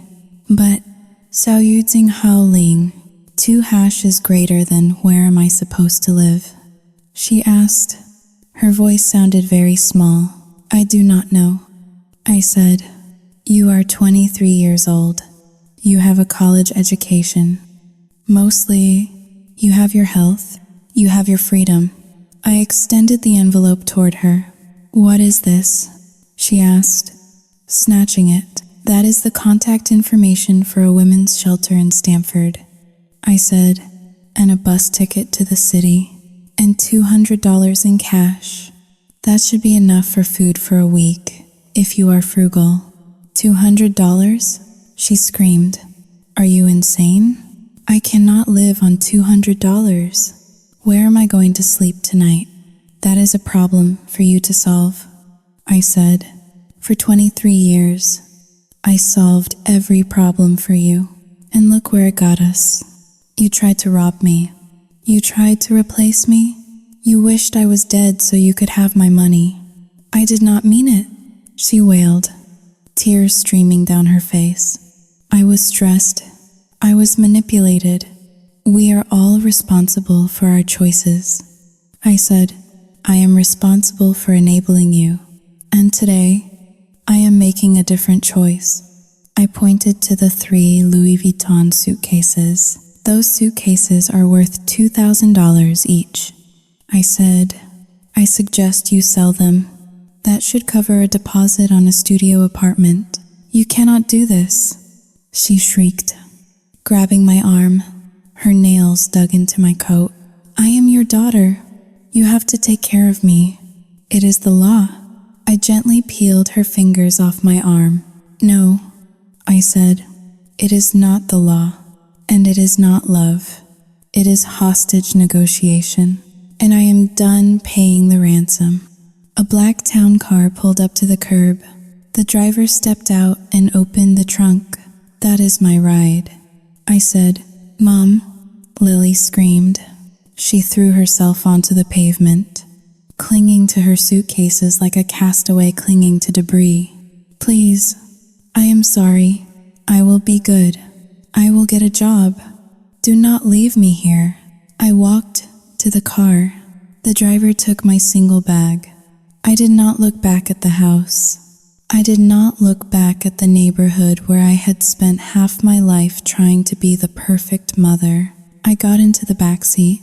The leather was cool and smelled of mint. John F. Kennedy Airport. Ma'am? The driver asked. Yes, I said. And please, play some music. Jazz, if you have it. The car pulled away. I looked in the side mirror. Lily was standing on the curb. She looked tiny. She was alone with her expensive luggage and her cheap reality. She was screaming something, but the soundproof glass cut her off. I turned my head and looked forward. The road ahead was open. I was going to a place where the sun shone every day, where I could paint, where I could drink wine with women who did not want my money, only my company. I was going to spend every cent of David's insurance on myself. I felt a tear slide down my cheek. It was not a tear of regret. It was a tear of relief. It was the feeling of a heavy backpack being dropped after a long, uphill hike. I had lost a daughter. Yes, but I had found myself, and as the car merged onto the highway, heading toward the horizon, I realized that was a trade I was finally willing to make.